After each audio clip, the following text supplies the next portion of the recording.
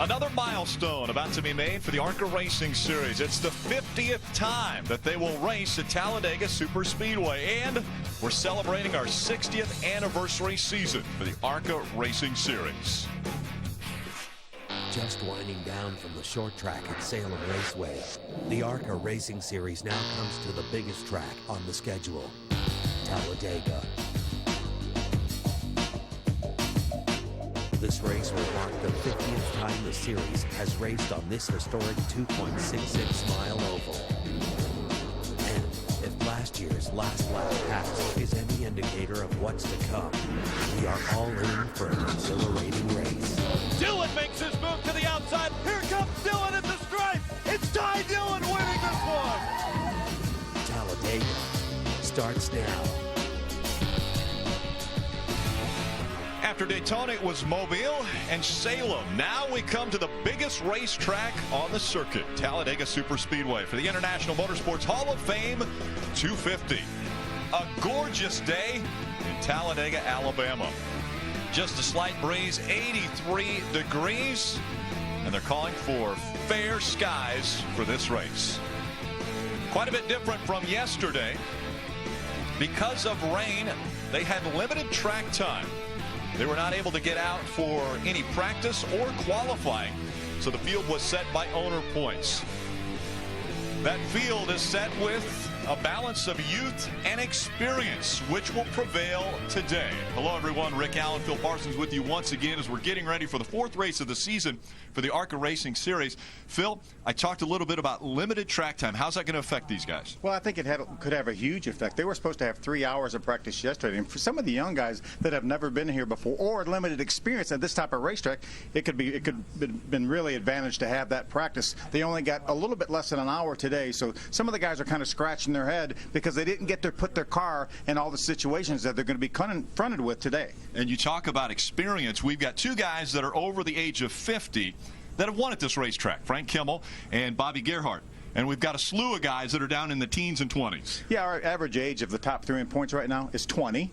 and Frank Kimmel and Bobby Gerhardt, both over 50 years old. But as we saw in the video just a moment ago, it was Frank Kimmel and young Ty Dillon working together on the last lap of this race to get out front, and then Ty ended up passing Frank right at the line. So you're going to see these young guys have to work with these old guys and vice versa. And they're going to have to learn very quickly here at this 2.66-mile super speedway. They're about to fire the engines, and to give the command today, it is a Hall of Famer, Richard Childress. ARCA Racing Series International Motorsports Hall of Fame 250, 1993 International Motorsports Hall of Fame inductee Bobby Allison.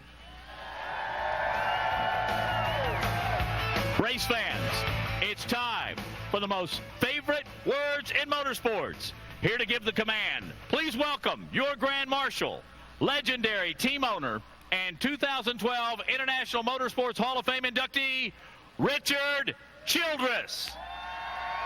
Drivers, start your engines.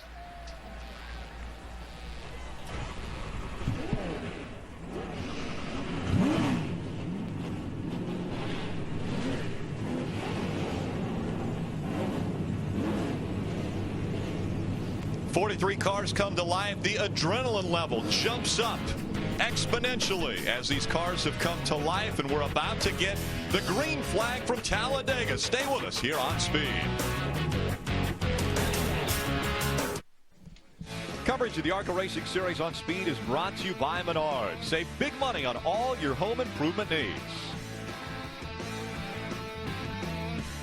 A historic racetrack and a historic series. It's been 60 years. We're celebrating the 60th anniversary of the ARCA Racing Series. Let's look back to the early days of this stock car racing group.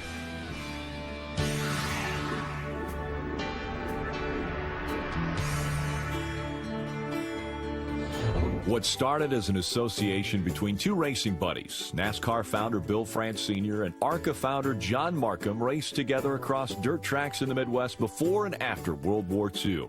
The idea of clearly defined, organized, sanctioned stock car racing appealed to Markham. And in 1953, with France's blessing, Markham steered north and created MARC, the Midwest Association for Race Cars. the predecessor to ARCA, the Automobile Racing Club of America. The inaugural season had 23 events across the Midwest, most of which were dirt tracks. In fact, only the season opener at Dayton Speedway and events at Flat Rock Speedway were sanctioned on paved tracks. Early stars of the era were the inaugural 53 and 54 champs, Jim Romine and Bucky Sager, and their famous Hudson Hornets, which carried both to inaugural titles. From the Hudson Hornet to today's high-tech modern-day machines, technology has taken the tour to levels not even Markham could have possibly envisioned. From old dusty dirt tracks at the fairgrounds to modern-day super speedways like Talladega, which celebrates its 50th ARCA event this year. The series has come a long way. Exactly how ARCA grew from its dirt track roots, which interestingly enough is still part of the ARCA story, to some of the world's biggest stages is a story worth expanding on, and we'll do just that throughout 2012. The 60th anniversary of the ARCA Racing Series, presented by Menards. Starting lineup for today's race, again the 50th running of the Talladega race here for the ARCA Racing Series. Matt Lofton, Chris Buescher making up row number 1. This has been set by owner points. That is the way the field is going to line up based on the fact that qualifying was rained out yesterday. There's our point leader, Brendan Poole, back in row number 2. Moving back through the field, Brandon McReynolds so close to winning at Daytona earlier this year. He'll start in the 10th spot. Kevin Swindell starts back in row number 7 in one of the Venturini cars.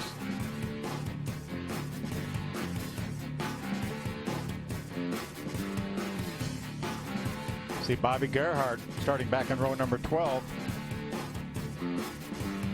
We've got Alex Bowman starting back in position number 26. Let's see if we can talk to him. Hey, Alex Bowman, Phil Parsons up in his speed booth. You got a copy? You got me? I got you, buddy. Hey, great start to the season. 3rd place, 2nd time out, and a big win last time out. What do you got to do today to get to victory lane? We got a great Cunningham Motorsports St. Jude Dodge. I think the big key in this is going to be staying out of trouble here. Everybody knows how Talladega is, so plan's kind of just to stick to the back of this 5-star and hopefully go to the front. That's a pretty good one to stick with. We saw him win that thing at Daytona, and he's won here as well. So good luck today, man. So I appreciate it. Hope we put on a good show for all the fans out there. We're going to have a great picture from a lot of different vantage points, a couple of those being from on board. We're going to ride along with Spencer Gallagher. He'll start 13th and carry one of our cameras. We're also going to ride along with Sean Court. He will start from the 12th spot. Sean right there. Another one of our cameras carried by Ryan Reed. He'll start in the 11th position. We always like to shine a spotlight on our rookie drivers, so our Team Messina rookie spotlight driver this week is Ryan Reed.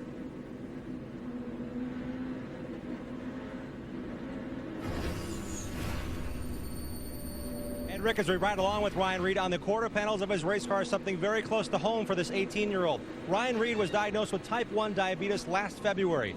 JDRF is the Juvenile Diabetes Research Foundation. So as this young man races, he's raising awareness for JDRF. He's a celebrity advocate, and what he's doing on the racetrack has caught the attention of Ford Motor Company.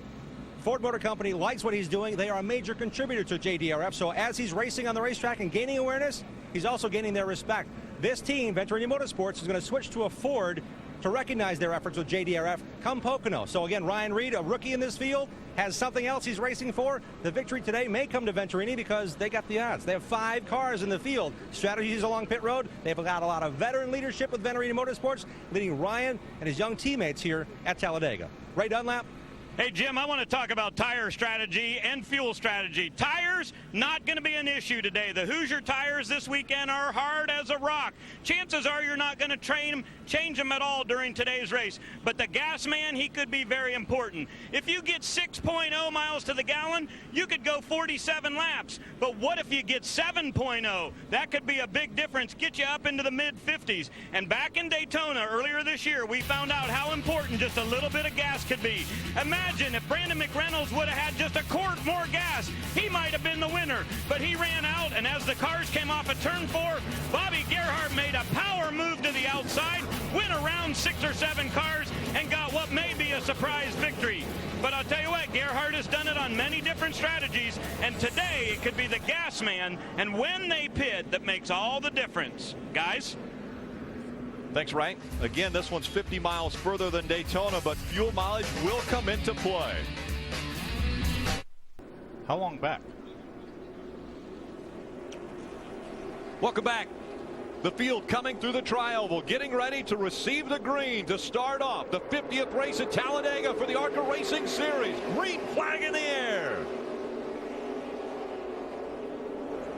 So Frank Kimmel had designs on maybe jumping down to the inside of Matt Lofton. Matt said, no, you need to follow me. That was Bobby Allison that threw the green flag here at Talladega, part of the Alabama gang. 3 wide already as they work their way through 1 and 2 and start down the backstretch. Now the rules that the ARCA Racing officials have told these drivers: no bump drafting in the corners. 1 and 2 and 3 and 4 not allowed to touch bumpers. On the straightaway, they said go ahead. And you can do it through the tri-oval, which really is a corner. Right. Stay 3 wide, that inside line hugging the double yellow line, and that is the out of bounds. You are not allowed to go below the yellow line and improve your position. You will be black flagged for that. See Bobby Gerhart about mid-pack there, right up on the high side, pulling in behind the 25 car. That's one of the Venturini car. That's Brennan Poole, our point leader. Now Bobby's going to jump to the outside of Brennan, put him in the middle. A little bit of smoke, maybe some contact right in the middle. Bobby started all the way back in the 24th spot. Does not want to stay back there. He has Alex Bowman. Remember, Alex told us he was going to stick right with that 5 car. He's doing it so far. And very smart. Again, Bobby Gerhart has 9 wins in the ARCA Racing Series. All of them have come on restrictor plate racetracks. 8 of them Daytona, 1 of them right here at Talladega. So Bobby waving his hand at Alex Bowman. I don't know if he wanted Alex to ease off him a little bit, not get quite as close or what. Matt Lofton out in front of this field. Started up on the pole because of the fact that qualifying was rained out and owner points set this field. There's Sean Corr right there in the 82 car. Sean had the pole at Daytona earlier this year. Saw the 68 of Will Kimmel. Now the move by Mikey Kyle as we ride along on board with Sean Corr. And again, that outside line not moving as quickly as the inside line as we see Josh Williams move up on the inside as well in the 0-2. A lot of these drivers, I think, just want to put some laps in the books here. Let's not do anything crazy till we get down towards the end. And again, a 94 lap race, 250 miles, one of the longest races all season long for the ARCA Racing Series. One of the Venturini cars right there in the middle. That's the 55 of Kevin Swindell. Yeah, Sean Corr jumped to the outside in front of that outside line. That might be the 94. It is Steve Blackburn. Steve had a great finish at Daytona, finished up in the top 5. Yep, finished 4th there at that race. Not able to make up much ground on the outside so far. The guys have really done a nice job up here in through the top 15, staying in line here. And let's talk a little bit about what you do early on in this race, Phil. You've won here at this racetrack before in the Cup Series, had a lot of success. Early on, are you feeling your car out here? I mean, this is such a smooth racetrack. Are you feeling your car out trying to figure out, you know, fuel conservation could come into play from the very drop of the green flag? Oh, without a doubt. And remember, this racetrack is so much different than it used to be once they repaved it a few years ago. So it's not like it was before. This was a handling racetrack as well as a high-speed racetrack. Now it's all about drafting, staying in line, having a slick race car. You talk about high speeds. Cup cars earlier today were upwards of 200 miles an hour around this super speedway. Things happen quickly. See Bobby Gerhart now trying to get down to the bottom. I think he's realized the top side wasn't really doing it for him. Trying to do a little side drafting. Bobby Gerhart and that whole Gerhart family, they focus so much on these super speedway racetracks. They talk about their Daytona car. They put that in the corner. They're not going to touch that car again until next year. They bring a separate car right here for Talladega because they put so much work into these super speedways and the aero package that they have in these cars. Bobby said, as a matter of fact, it's not even the same engine. It's not even his backup engine for Daytona. It's all brand new stuff here. Ray Dunlap. Well, Rick, I just wanted to add, though, the race car that Bobby has does have a very proven pedigree. The race car is called Sweet Pea, and it's won twice at Daytona and once right here at Talladega. Bobby said overall it's the best performing car in their entire fleet, but they just keep building one a little bit better. And the one that he took to Daytona this year said was really, really special. So they do love that race car. He said it'll never run at Talladega. It's a Daytona only. But you see that outside line, as Phil was saying, a really good group of race cars up there. The 94 back in that group, and also Sean Corr. All of those cars, and Gerhardt coming up to do a little bit of bump drafting. We didn't see much of that in practice, but it is surprising to me that that outside line hasn't been able to move as good a group of cars as they have. And Ray, such a limited amount of practice time, only 50 minutes for these cars to get out there, shake down these race cars, see what they've got. So there wasn't a lot of time to work together. We didn't see any packs running out there. It was just a time for them to get out and see what kind of equipment they had before the start of this race. See, we've already put the 2 car of Thomas Prater a lap down. He's doing a nice job staying right on the bottom because these cars came through. They're running side by side. They're doing a nice job avoiding him. Continue to see 3 wide racing back here in the pack. 10th, 12th area. See that 68 of Will Kimmel. Tilted kilt on the hood of that race car. Good to see a sponsor. You see him duck out there. Probably car may be overheating right now. Looks like he's ducking out a little bit to try to get some clean air into that radiator. And again, a distinct line down at the bottom of the racetrack. A couple of guys are flirting with that second line, seeing if they can get something to move, jumping in front of that 5 of Bobby Gerhardt. That's another thing specific to here in Daytona. Your spotters are so important, telling you what's happening in front of you and behind. Contact. A little contact coming down the racetrack. We saw the 78. That's Alex Gregory. Not a lot of room, and we're making it a little shorter here on the racetrack. He was not giving him enough room. Spencer Gallagher, the 23 car, was to his inside. There's Brett Hudson, the 11, who was outside. Now, 4 wide doesn't work well if you try to all move down to the bottom line here at Talladega. Let's take another look at it right here. You see how crowded Alec Gregory is getting into the 23 right now. There's the contact right there. He had Mike Harmon in the 31 car in the inside. Spencer had to give him some room, and they actually made contact as well. Right behind that, you saw the 35 of Nelson Canache. Nice driving by Spencer Gallagher to maintain control of that car. It looks as though that second line is starting to reel in the first line. They're getting a little bit of momentum going. They're gaining on it right now. Right now you see the top 9 running single file, led out front by the 16 of Matt Lofton.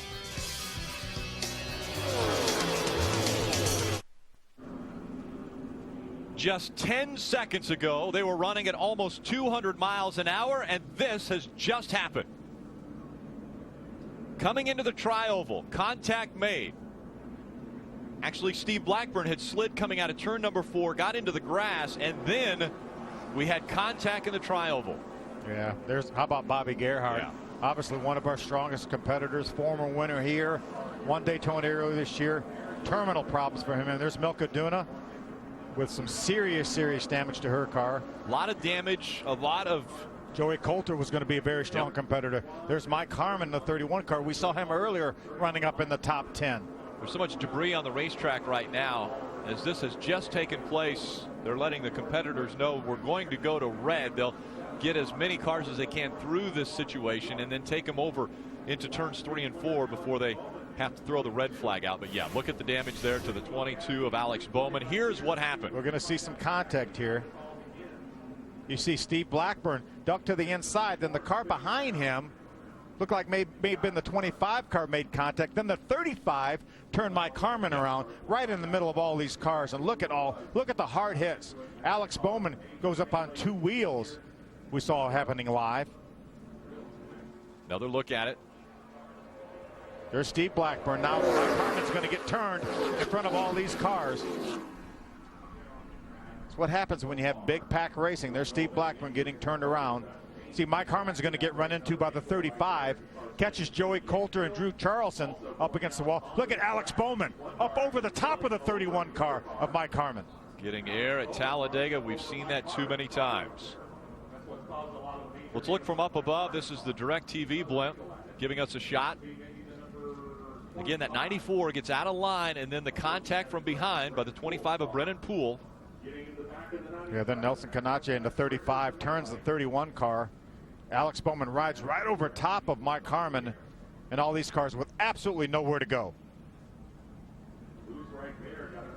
Again, the accordion effect after Blackburn goes into the grass, they were checking up behind. There's Milka doing in the 6 car, running into Mark Thompson in the 66, Terry Jones in the 30, Cushman in the 7.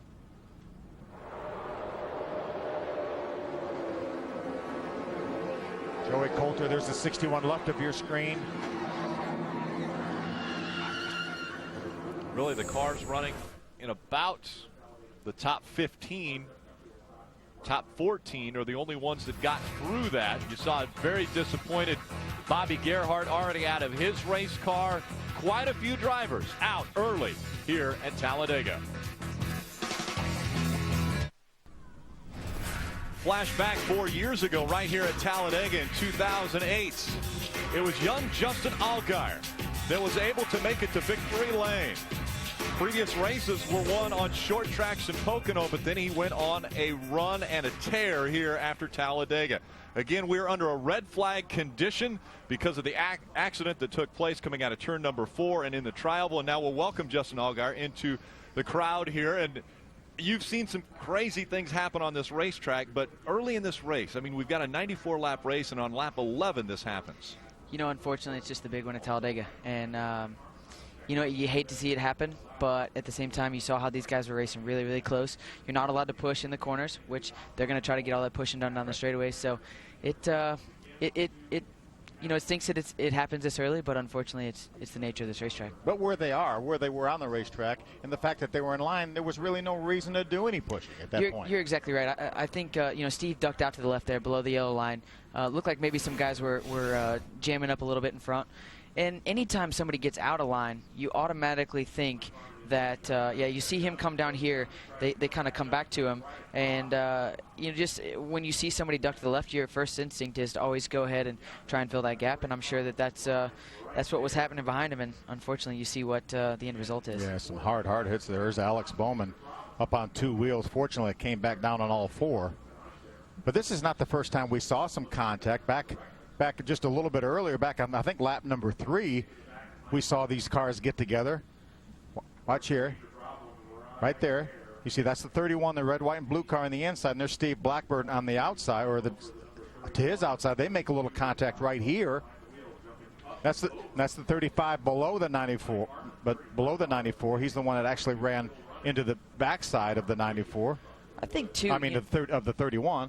One of the things that I've noticed is it doesn't seem like that the amount of room that these guys are giving each other when they're 2, 3, 4 wide, it seems like everybody's hugging really, really close. And normally, especially in the ARC race, you see guys, because they don't have as much experience, they'll usually leave too much room. For whatever reason today, it seems like that they're shoving in a little bit tighter than they normally would. We saw that other incident earlier where Alex Gregory was really crowding the guys below him. He had 2 cars below him and then made some contact there. Unfortunately, they both saved it, but not this time. Justin, how much do you think side drafting helps you at a place like Talladega? Oh, it's huge. I mean, anytime you're out there, and especially when you've got limited horsepower and you're trying to get all the speed you can, you're going to side draft as much as you possibly can. And it seems like, especially at a place like this, you get within a couple of feet, and it's good. But you get in with a couple of inches, and it's really good. And you can actually, I mean, you can pass 3 or 4 guys by doing that. So and I'm sure what it seems like we're seeing here is guys wanting to get that side draft and getting so close, but we're so early in this race. You know, it's funny. It seems like it's always, you're always ready to go here. And a good spotter is somebody that can really help you with that, or a good crew chief. Because for whatever reason, you're wanting to go from lap 1. I mean, you just feel like you need to be going to the front. And doesn't always work. And what a lucky situation there. Sean Corr, we were riding him. That was the second onboard we were riding with, right in front of Mike Harmon when he came across the racetrack. The biggest challenge here, too, though, is guys like the 90 Zach Ralston pretty much missed the crash, but you got all the debris flying off, and aerodynamics being as important as they are, you just hope that the guys that did miss it didn't get too much damage. Yeah, that's Mike Harmon's 31 car here. That's about as bad as you can tear one up here. And he didn't even get upside down. Look at the damage to the roof where Alex Bowman rode over top of him.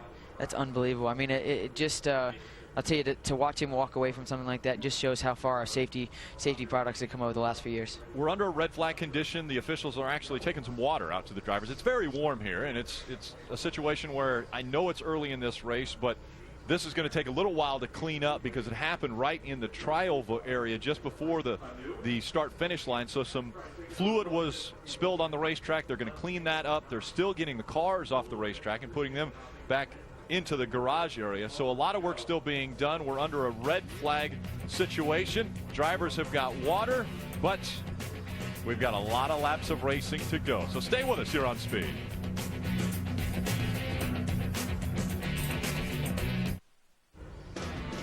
Aerial coverage brought to you by DirecTV. Only DirecTV gives you dedicated driver channels so you'll never miss a second of your driver's race call.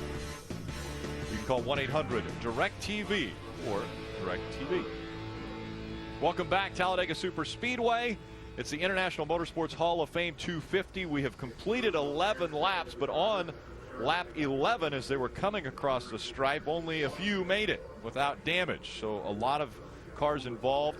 11 at last count, 12 at last count, excuse me, cars that were involved in this incident. Let's take another look. The 94 of Steve Blackburn goes down below the yellow line, and that's where everything starts. There was contact with the 25 of Brennan Poole right there, and that's what turned him around. And then the 35 of Nelson Canache turned the 31 car again in the aftermath of that and turned Mike Harmon right dead across the racetrack in front of the rest of the pack. Yeah, going at speeds upwards of 200 miles an hour. You're really just trying to negotiate through all of that. And one driver who wasn't able to negotiate through it, Bobby Gerhart, is with Jim Trado. Indeed, Bobby, glad to see you walked out of the care center. What did you see and what did happen on the racetrack? Well, not too much. Jason Jarrett, my spotter, just notified me maybe 3 or 4 seconds later that there was a spin on the bottom, and boy, that quick, it just everything got blocked up, and there wasn't too much I could do. It was just at the wrong place at the right time. In the race laps you did run, how good was Sweet Pea, your car, on the racetrack? Well, I mean, we got a little bit warm, so I just radioed and said I'm going to come off them a little bit and let the race run. And we had a really, really, really good car that sucked up very well. Unfortunately, in this heat, you can only do it for so long, and you just got to time that right. But you got to test it at some point in the race. And I gave a good run there, and it just didn't go our way today. Bobby, with the race lined up on points from last year, there's some trepidation by the teams about who is starting where because it wasn't a qualifying session to determine the fastest goes to the front. You've always been fast on plate cars. How different was it for you in the approach here? Were you apprehensive, and was that result maybe some aggression early on? Yeah, I think it's just, first of all, it's the way it is. I mean, Series doesn't have a lot of options when there's rain, and there's a lot of different drivers that get circled in the cars from year to year, and certainly there's some inexperience in cars that, make the rest of us maybe a little bit nervous, but I'm really not sure what happened, so I can't put the finger on anybody, but just not what we were looking for today, but this Lucas Chevrolet was fantastic. The thoughts of Bobby Gerhart starting mid-pack, making his way through, and unfortunately making his way down early here after that crash, guys. Bobby brought up an interesting point. Because of the limited amount of practice today, they didn't really weren't able to figure out their tape on the grill to keep these cars cool. He backed off. It's at least 6 degrees warmer right now than it was when they ran practice earlier.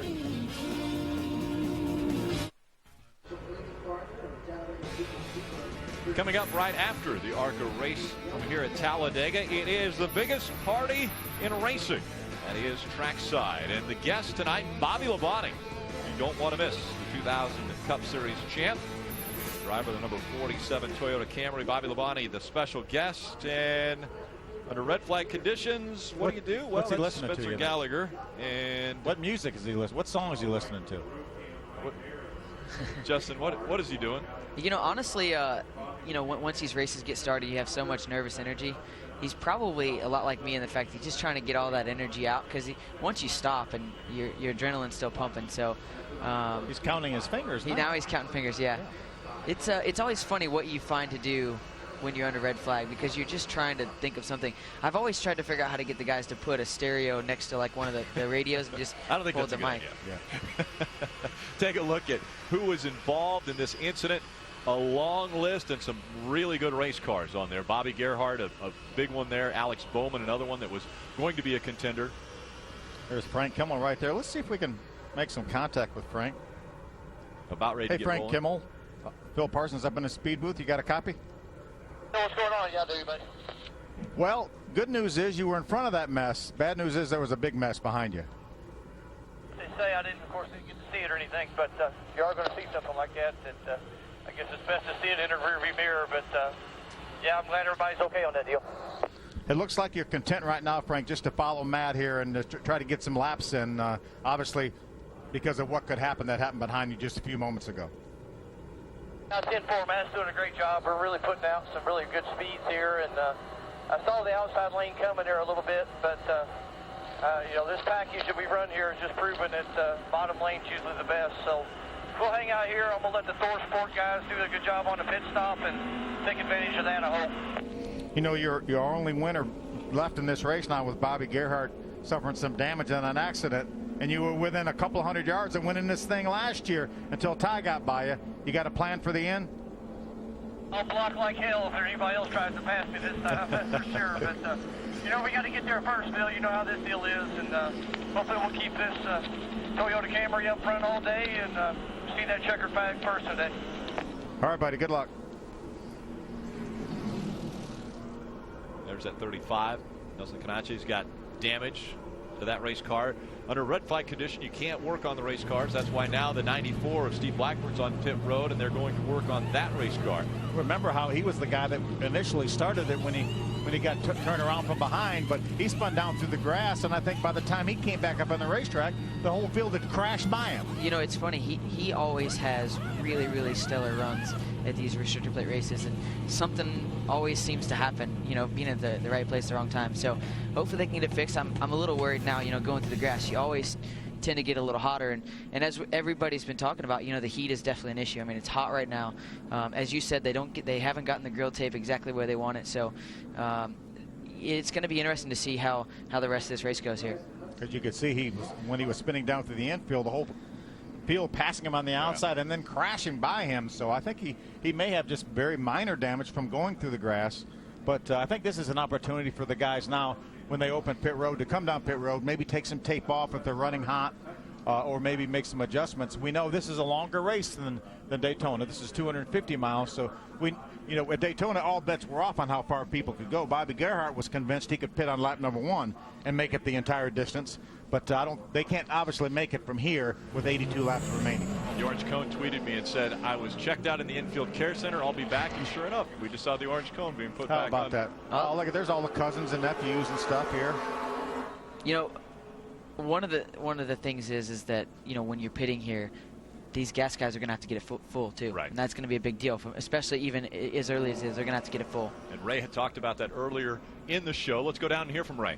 Well, Rick, I just did a little quick impromptu straw poll down on my end of pit road, and everyone said way too early to pit right now, and you don't want to give up any track position even to work on these things. So I don't think anybody on the front end of pit road that's on the racetrack right now is on their way down here too early in the race. So I'm thinking it's going to be after lap 20 or 25 before they even make adjustments. And you need to get to somewhere around lap 40 before you're good to go the distance for the rest of this race. Yeah, we talked about that pit window being upwards of 55 laps. So if you get to 40, you've made it, you know, into where you can get there on that one stop. So a lot of guys playing fuel strategy early in this race after the first caution comes out and then a red flag condition after that incident. Welcome back. This is the International Motorsports Hall of Fame 250, and right on the grounds of Talladega Superspeedway is the International Motorsports Hall of Fame, and there is a wing that is dedicated to ARCA and the champions. How about that? 2008 champion, Justin Allgaier right there. I like seeing that in there. I'll tell you what, if you ever get the chance to go into that museum, there is some really, really cool history. I'm just honored to have my picture up in there, and it's a great place to go look at, you know, the history of motorsports, really. Yeah, it's truly amazing. I was able to be a part of the induction ceremony last night where we inducted 3 new inductees into the Hall of Fame. Kenny Bernstein, Richard Childress, and John Force were inducted last night. Pretty good group right there. And I'm there. telling you, it was impressive to be there and to see the other names that are on the walls that have come in before them. Names like Ford, Chevrolet, Ferrari, Porsche. I mean, you're like, wow, this is incredible. I mean, I think if you look at the candidates you just mentioned, to just now be getting in, I mean, obviously they're still active, but it just shows you the amount of quality people that are in that. And I know every year, you know, they have the big induction, and there's a lot of great names that go into it. And it's cool to go take a view through there. And we also honored Ty Dillon, the ARCA champion. So he's always honored at that ceremony as well, just like you were a few years ago. A few years ago, yeah, absolutely.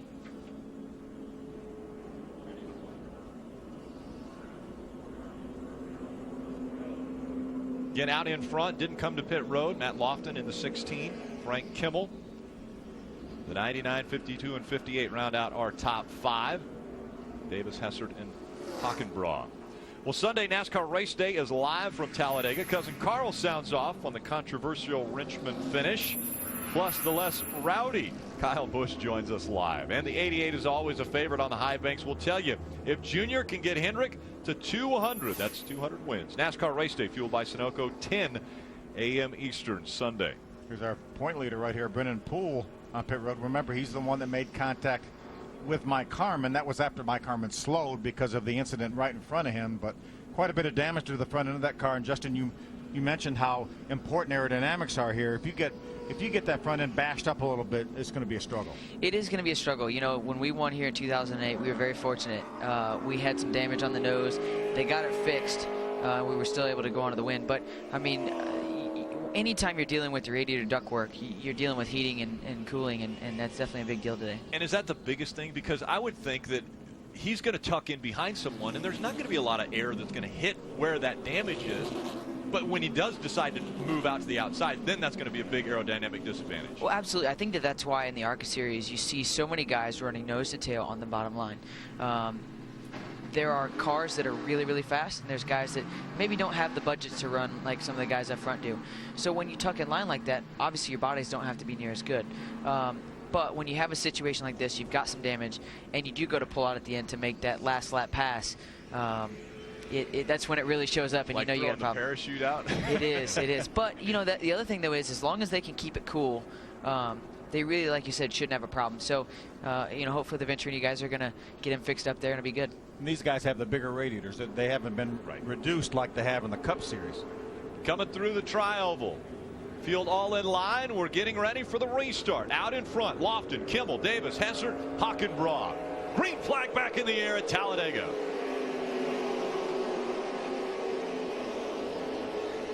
See, nobody wants to jump to the outside. The 55 of Swindell was able to get by.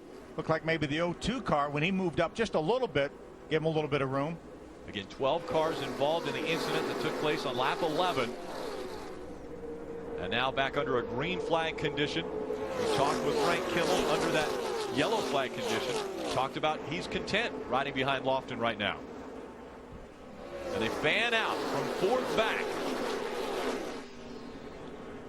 Saw the 11 car there pull off a pit road. And, yeah, Brett Hudson, he's right in the middle of that now, right about 6-7 cars back on the bottom of the racetrack. He's staying right on the bottom. There he is, middle of our screen, as you see the 55 going by. Brandon McReynolds, the 32. A little bit of a run now out of Mikey Kyle as he moves to the outside of that 17 of Chris Buescher, trying to take the spot. He's got some help behind him. That's Kevin Swindell in the 55 car. Pulls right up behind Mikey Kyle. Now Brandon McReynolds jumps down to the inside. He felt like that was the place to be. Remember, Brandon came within a couple hundred yards of winning at Daytona. Anytime you have a restart, and especially guys pulling off a pit road like that, it jumbles everybody up. You got to make some moves. And you see a lot of these guys, you know, they realize that it's going to be hard to make these passes once everybody gets in line. So that's what they're doing right now. They're just trying to figure out how to get the most amount of spots they possibly can, but obviously not wreck the race car either. Never going to come out of the gas there. We heard Sean Corr as we were riding along with him. He is pedal to the metal all the way around this racetrack. Yeah, he's leading a pack, or leading the outside. You see we have a smoker towards the back of that pack, but if you're in traffic, you may have to pedal that throttle a little bit, and that's what happened when we saw the incident earlier when the 94 car Steve Blackman got turned around. Should have been a little more pedaling there maybe. Well, sometimes too, when you're out there running, your first instinct is to drag the brake because you don't want to come off that accelerator. You jump out of that accelerator, it's another 2 laps before you're back at full speed. So a lot of times you'll push the brake down try and slow the car down that way. But unfortunately, it just doesn't slow it down as quickly as just completely getting off the gas. And sometimes that's when you see guys run into the other guys. Shuffling to the back, the 90 of Zach Ralston. 0-2 just behind him, Josh Williams. There's Tom Hessert in the 52. Ken Schrader entry. We're hearing that Tom said he may have a tire going down. You see him slowing down. He may be coming to pit road now. Looks like he is going to make his way down to pit road. Another one slow on the high side of the racetrack. I believe he's made some contact with the outside wall. 67, I believe, of Roger Carter. Yeah, big damage to the right side of that race car. A lot of damage. I'm sure the ARCA officials will look at the racetrack now. When you get a car with that much damage, you know parts are. He probably broke a brake rotor, so there may be a piece of brake rotor. Yeah, he's trying to get down. He waited for the pack to go by. Now he's trying to get off the racetrack, and the caution comes out once again. Take a look at what happened. See him. Right front tire obviously goes down. He may have had some damage from that earlier incident. Even some of the cars we didn't talk about being involved, they may have had a little bit of body damage as they were trying to avoid it. Well, I think anytime too, you get the slightest rub here, and it's amazing how quickly you can pop a tire. You know, you've got sheet metal in there. Maybe that edge didn't get filed down exactly the way that it needed to be, or one of the panels is just a little bit off, and you blow it right front here. As you can see, it takes you for a heck of a ride. And you see all the rubber too flying around this car. So the ARC officials very wisely threw the caution flag. I'm a little surprised. I saw the 52 of Tom Hessert. He actually stayed on the racetrack, and he came by pit road, and I would assume that pit road was still open at that point, which would have been the perfect time to pit. Huge because advantage to it. Yeah, it would have been a huge advantage, and for some reason they stayed out. So I don't know if maybe they thought they got the problem fixed, or I don't know what they were doing there. So the safety crew attending to the 67 of Roger Carter. Second caution has come out here at Talladega for the ARCA Racing Series. We've completed 20 of the 94 laps. Stay with us. Coverage of the ARCA Racing Series on Speed is brought to you by eHarmony.com, where first dates have a better chance of becoming something more. And by Ansel, for over 100 years, the world leader in hand protection.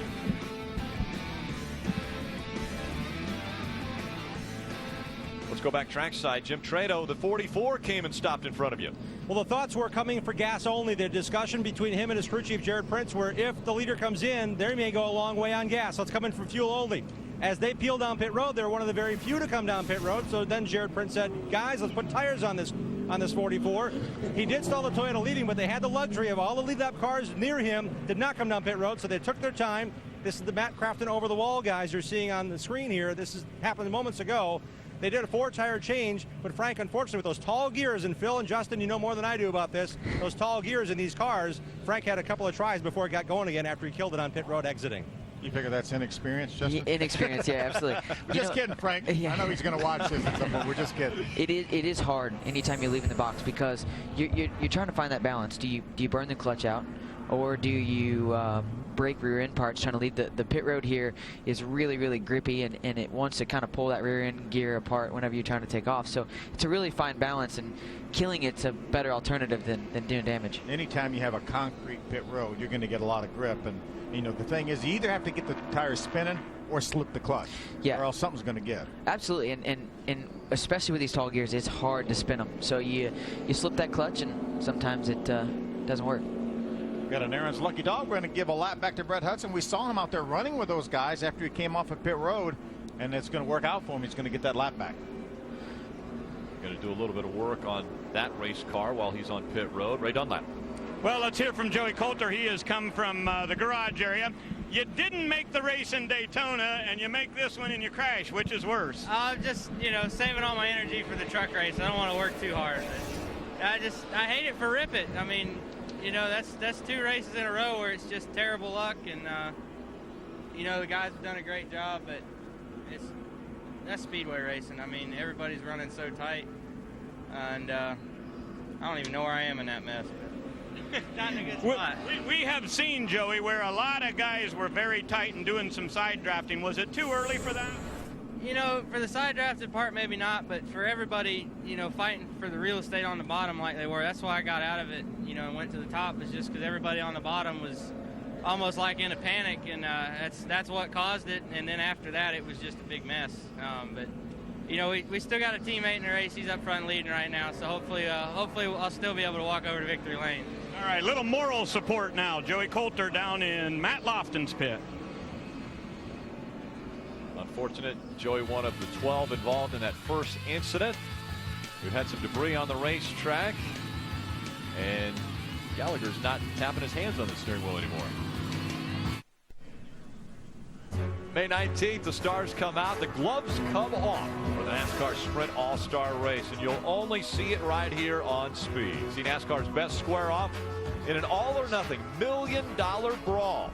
The NASCAR Sprint All-Star Race, May 19th at 7 Eastern, only on Speed. $1 million, Justin. How about that? That'd be all right. Yeah. I think I could manage that. Yeah.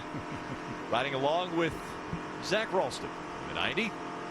He's still involved in this one. Yeah, he did a nice job of avoiding that wreck. We had one shot when we rode with him.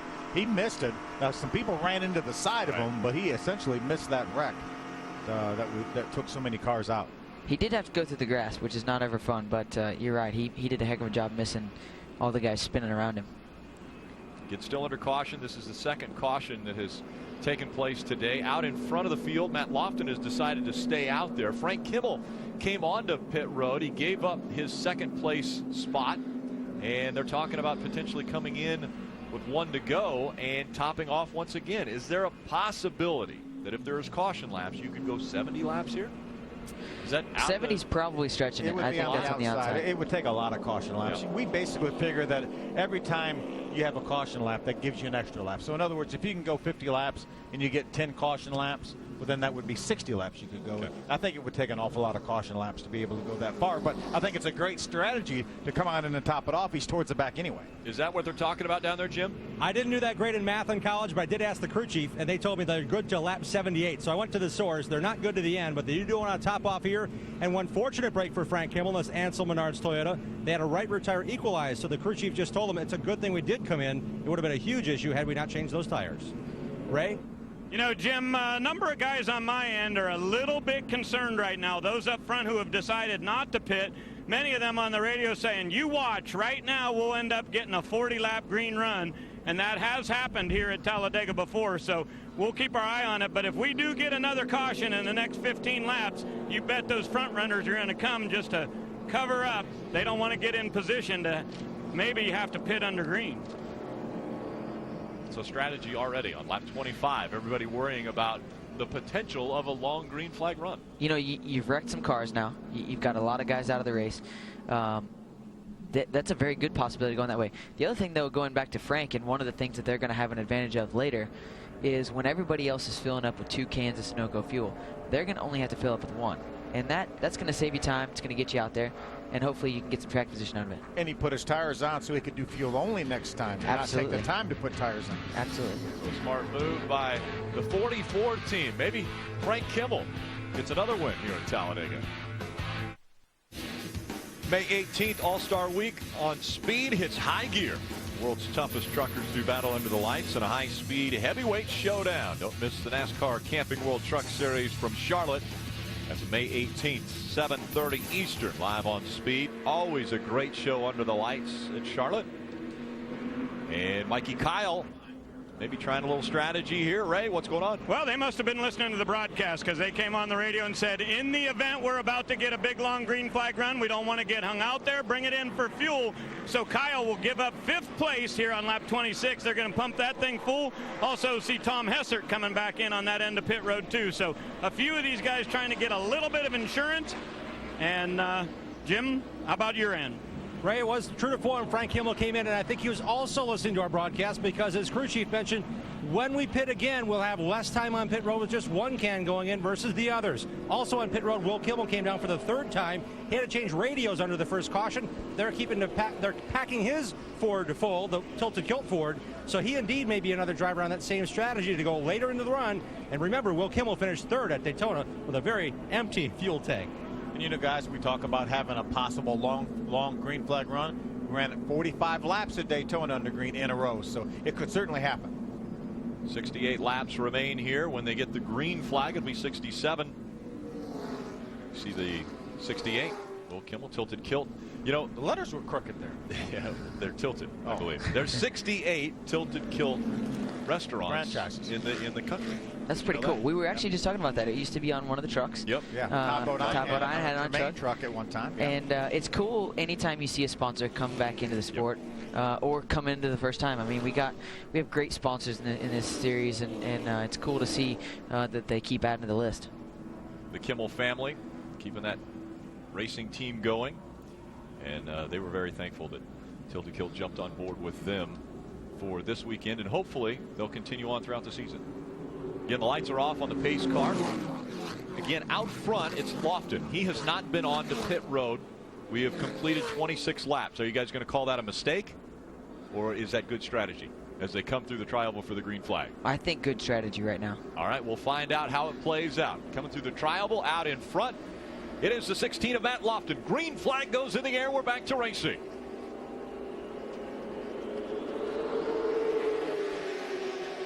Brandon Davis, Chad Hockenbraw running second and third right now. Everybody driving down to the bottom and get against the yellow line. You know, Brandon Davis has done a good job for very little experience here. He's doing a great job today. We heard Joey Coulter talk about how important he thought everyone thought the bottom of the racetrack was. Everyone fighting for that real estate right next to the double yellow line. See that bright yellow car, Frank Kimmel making his way back towards the front. Just stopped for fuel just a couple laps ago, and it won't be just a matter of time, and he'll be back up in the top 15.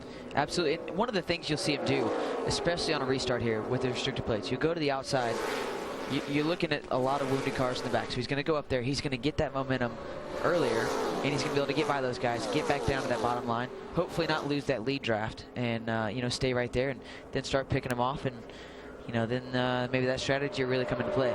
See, fourth car in line right there. That's the 66 of Mark Thompson. Mark was involved in that big multi-car incident. He's the guy just trying to get that lap back, trying to stay in position to get the Aaron's lucky dog should the caution flag come out. Mark Thompson, twice he has finished second at this racetrack, the most recent one back in 1997. He's got 2 wins in the ARCA Racing Series, but the last one came in 97 at Michigan. Looks like he's got quite a bit of damage to the door there, so you know, hopefully it looks like it's still got plenty of speed though, so you know, just stay in line right where he is. He's right where he needs to be. Maybe catch a caution at some point, get that lucky dog, then get back on the lead lap, and then he's got a shot at it again. Absolutely, and it really doesn't screw any of these guys up that are behind him. You know, they're all running the same speed. The only time it's going to make a difference is come down at the end of the race. They're going to want him. They're going to want him out of there for sure. We've had one big incident. It happens as the 94 of Steve Blackburn came out in turn number 4, went down below the double yellow line, and while he was down there, everyone tried to fill that gap, and that began an accordion effect that took place in the tri-oval. But we haven't seen bump drafting. We have not seen a lot of guys decide to hook up and try to work together yet.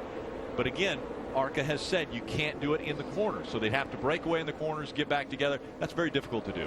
It is difficult. You know, the hookup of the 2-car tandem is really, really fast, but it takes a lap or so to really get it at full speed. To just do it down the straightaways, it's almost more time to be able to get hooked up, because the guy in front actually has to drag the brake. So you're slowing the front guy down. The guy in the back has to time it just right, push him. So you're really not gaining as much as if you would be able to if you were able to run, you know, pretty much all the way around. So it'll be interesting. I think at the end of the race you'll see some guys doing it, but right now it's just I think it's too early. We're seeing 2 distinct packs now. The second pack running 2 wide. First pack right down on the bottom of the racetrack. Most of the cars in this pack were the guys that came down pit road, topped it off. You see Frank Kimmel second in line on the inside. His nephew Will is the second car in line on the outside in the 68 car. We had a great shot there coming out of turn number 2, the 35 of Nelson Canache. He has got that right rear fender flapping out in the wind, and so they have decided they're going to bring that 35 onto pit road and see if they can do some work to it, because it's definitely not helping him. It's definitely not helping. But guys, one of the things I'm looking at here, Steve Blackburn is in 7th. That's a heck of a recovery. I mean, I'm looking at some of the cars that are damaged. That thing right there has actually got to be wanting to spin out the wrong way. You know, that big quarter panel, parachute sticking out the right side there. That's not going to be fun to drive. And he stays on the racetrack. We thought he might come down to pit road that last time by. He's in a situation now where he's not going to be able to hang on to the draft, because he's starting to lose that group that he was a part of as this front pack continues to run nose to tail down at the bottom of the track. Jim, what's happening with that Venerini number 55? Well, it's Kevin Swindell. He just got this ride for the first of 8 races, and they've not talked a lot about trying to push the envelope. They've actually been talking about patience. His spotter is Mike Kalanoff, who spots from Matt Kenseth on Sundays. He's been telling his driver, stay where you need to stay. He drifted as far back as 20th on that first green flag stint. We see him now running in the 7th position. Swindell has raced 1 super speedway race here in ARCA, but again, about the patience and opportunity, Swindell is doing a very nice job in one of those 5 Venturini cars here, right in the mix. They have yet to pit, but indeed Kevin Swindell has run a very comfortable pace thus far and being coached by some veterans on the pit box and in the spotter's tower. Yeah, Kevin does a nice job. He's a very impressive young driver. Does a nice job in anything he gets in. Ran a lot of K&N East Series races back a couple of years ago and did a nice job. Just in front of him, that 32 of Brandon McReynolds. We saw Brandon McReynolds use patience to get up to the front of the field at Daytona earlier this year. Once he was up there, ran a very smart race right up until he came out of turn 4 and then ran out of fuel. You know, I know that that's been talked about a lot at our shop. You know, obviously Brandon's a part of the Turner Motorsports camp, and they've been so close, so many races. They've run these speedway races. And I know Steve Turner really enjoys the ARCA Series. His son-in-law, James Busher, obviously won some races in the ARCA Series. So, you know, I know that they put a lot of effort into this program, and Brandon's done a great job. I mean, he's a great race car driver, but he's a really good person, really good kid. And so I'd love to see him get up there in victory lane and you know, be able to push after all the bad luck they've had here after the last few races. You mentioned getting into victory lane. You know, it was 20 years ago yesterday that Brandon McReynolds was in victory lane here. Just not in a race car. He wasn't very old then. Yeah, he wasn't very old. He was a young man, and he was in there after Davey Allison won the race. I was talking to Mark Rett, crew chief for Brandon McReynolds, and he said, hey, at Daytona, I led the 80th lap. That was the prescribed Right. distance, but Yeah. unfortunately, we had green-white checkers and went beyond that, and he ran out of gas, as we talked about, with about 200 yards from the start-finish line. You know, Ray Dunlap. Rick, let me add a little bit on Brandon McReynolds. That is not the same car that they had at Daytona. They actually had this car prepared and ready to race at Daytona for James Busher and decided not to run it. But after they looked at a couple of different things in testing, they decided this was the car to bring to Talladega. So they had a great piece down there, and they feel like this one may even be a little bit better when it comes to aero. So right now, Brandon McReynolds running in the 5th spot. It is Matt Lofton, Brandon Davis, Chad Hockenbrough, Chris Busher, and Brandon McReynolds, your top 5. Then Swindell, Blackburn, Reed, Ferrier, and Williams, your top 10. We've only run 34 laps now, so I figure in about 10 more laps, that's when the crew chiefs of these cars up front that haven't stopped will start sweating a little bit. What do you think, Justin? you know, they're all second-guessing themselves, and that's one job that I would not want to have is having to make that decision as to when it's time to pit, when it's not time to pit. So they're going to start sweating it out, but, you know, one of the good things here is if they pit under green, you're usually not going to go a lap down. And so, you know, you hope, if nothing else, maybe the cautions will help you out. So I think these guys are pretty safe, but obviously they're going to want to, if they're leading the race or running the top 5, they're going to want to stay that way. The lead pack beginning to separate themselves now from another group that was running just behind them. So we now have about 3 packs running out on the racetrack. See the back of that front pack, Ryan Reed, he was our Messini rookie spotlight, doing a nice job here, staying with that lead pack up in the top 10. What used to be the second pack in that group that came onto pit road to top off with fuel, they're starting to fall back in line. A couple guys running side by side. Stay with us here on Speed. Monday Night Speed welcomes you to the heart of stock car with NASCAR Race Hub. We'll highlight all the bump drafting excitement from Talladega Plus. Get up to the speed on the biggest stories in NASCAR. NASCAR Race Hub, that's Monday night, 6 and 11 Eastern, only on Speed. On the chip, well, you can't really get to a chip here at Talladega, but you'd like to. You'd like to get that speed if you could, but you've got to fall in line. And right now, everyone is in line behind Matt Lofton in the 16. He has led since the drop of the green flag, and he has not come off the racetrack for a pit stop, and that could come to haunt him here in about 15 laps. Yeah, it's just a matter of time before these guys will have to make their way down pit road. Take a look at the sun here. This is Zach Ralston right here. Just passed through the area that was really bad with the sun, but you know, he's trying to stay in line, obviously behind that 94 of Steve Blackburn. You know, the sun here is brutal because the windshields get sandblasted. You're right up there against the guy in front of you. You're getting the windshield sandblasted. There's oil, there's water, there's all kinds of stuff coming off the other guy's cars, and you're so close to them that now it goes onto you instead of onto the ground, and that just makes the sun glare. You know, so many times I've talked to you drivers, and when you talk about Talladega, you say, you know, it's not physically demanding, but mentally demanding. It's unbelievable how difficult this race is to run because you're constantly thinking. You've got to worry about the sun now. You've got so many things that are going on that you've got so many people talking to you at the same time. Absolutely. You know, the spotter pretty much will never stop talking around this racetrack, and the crew chief's trying to butt his way in there, and obviously, like you said, the sun's a big deal you have to deal with. And not only are you trying to know what you're going to do and think about the moves you're going to make, but you're trying to think about the guys behind you and in front of you, what moves they're going to make, and it definitely it makes you physically no problem, but mentally worn out. I'm going to talk to your crew chief, Jimmy Elledge, and talk about the fact that you said he tries to butt in when you're racing here. He's pretty good at getting a hole to fill it, but he doesn't talk a whole lot at the super speedways, that's for sure. Here's Sean Core right here running behind the 90 of Zach Ralston. We were actually running with Ryan Reed a few moments ago. He was behind Steve Blackburn. Ryan running in the 8th spot right now. Sean Core right now is being shown in the 10th position. And again, he's a part of the second pack. The first pack is up in front of him there. Second pack running back here. You'll notice that sun didn't seem near as bad once you're outside of the car. Yeah. Inside the car, that windshield's at such an angle that it just really glares, and it's pretty much miserable to look at. Yeah, this is the pack that's somewhat the middle pack now, led by that 90 of Zach Ralston. He's being shown 1 lap down, but remember, Mark Thompson, 4th in line right here, is the guy, the first car 1 lap down, so he's in position for the Aaron's Lucky Dog should the caution come out, or by virtue of the fact that some of these guys are going to be making pit stops here pretty soon. Exactly. Steve Blackburn is the only one of this group right here that has been to pit road. And that was because he spun coming out of turn number 4. And that's the amazing thing right now. He's running 7th. You know, he's going to have a little bit of a window, but he's only going to have about 15 laps. So not exactly where he wants to be. But he's going to be in a little bit of trouble if all these guys peel off, because now he's at the back of this pack, but he's got a long way to go to catch the guys that have been on pit road. I am kind of wondering, you know, you look at some of the guys like Frank and Will and some of the guys that have already pitted. I just wonder if they're not maybe hanging back a little bit, knowing that these guys are going to have to pit and not get themselves in any melees that might come from the guys trying to get to pit road. Not pushing the situation, racing early in this one because they know that they're going to have to, the group in front of them is going to have to pit.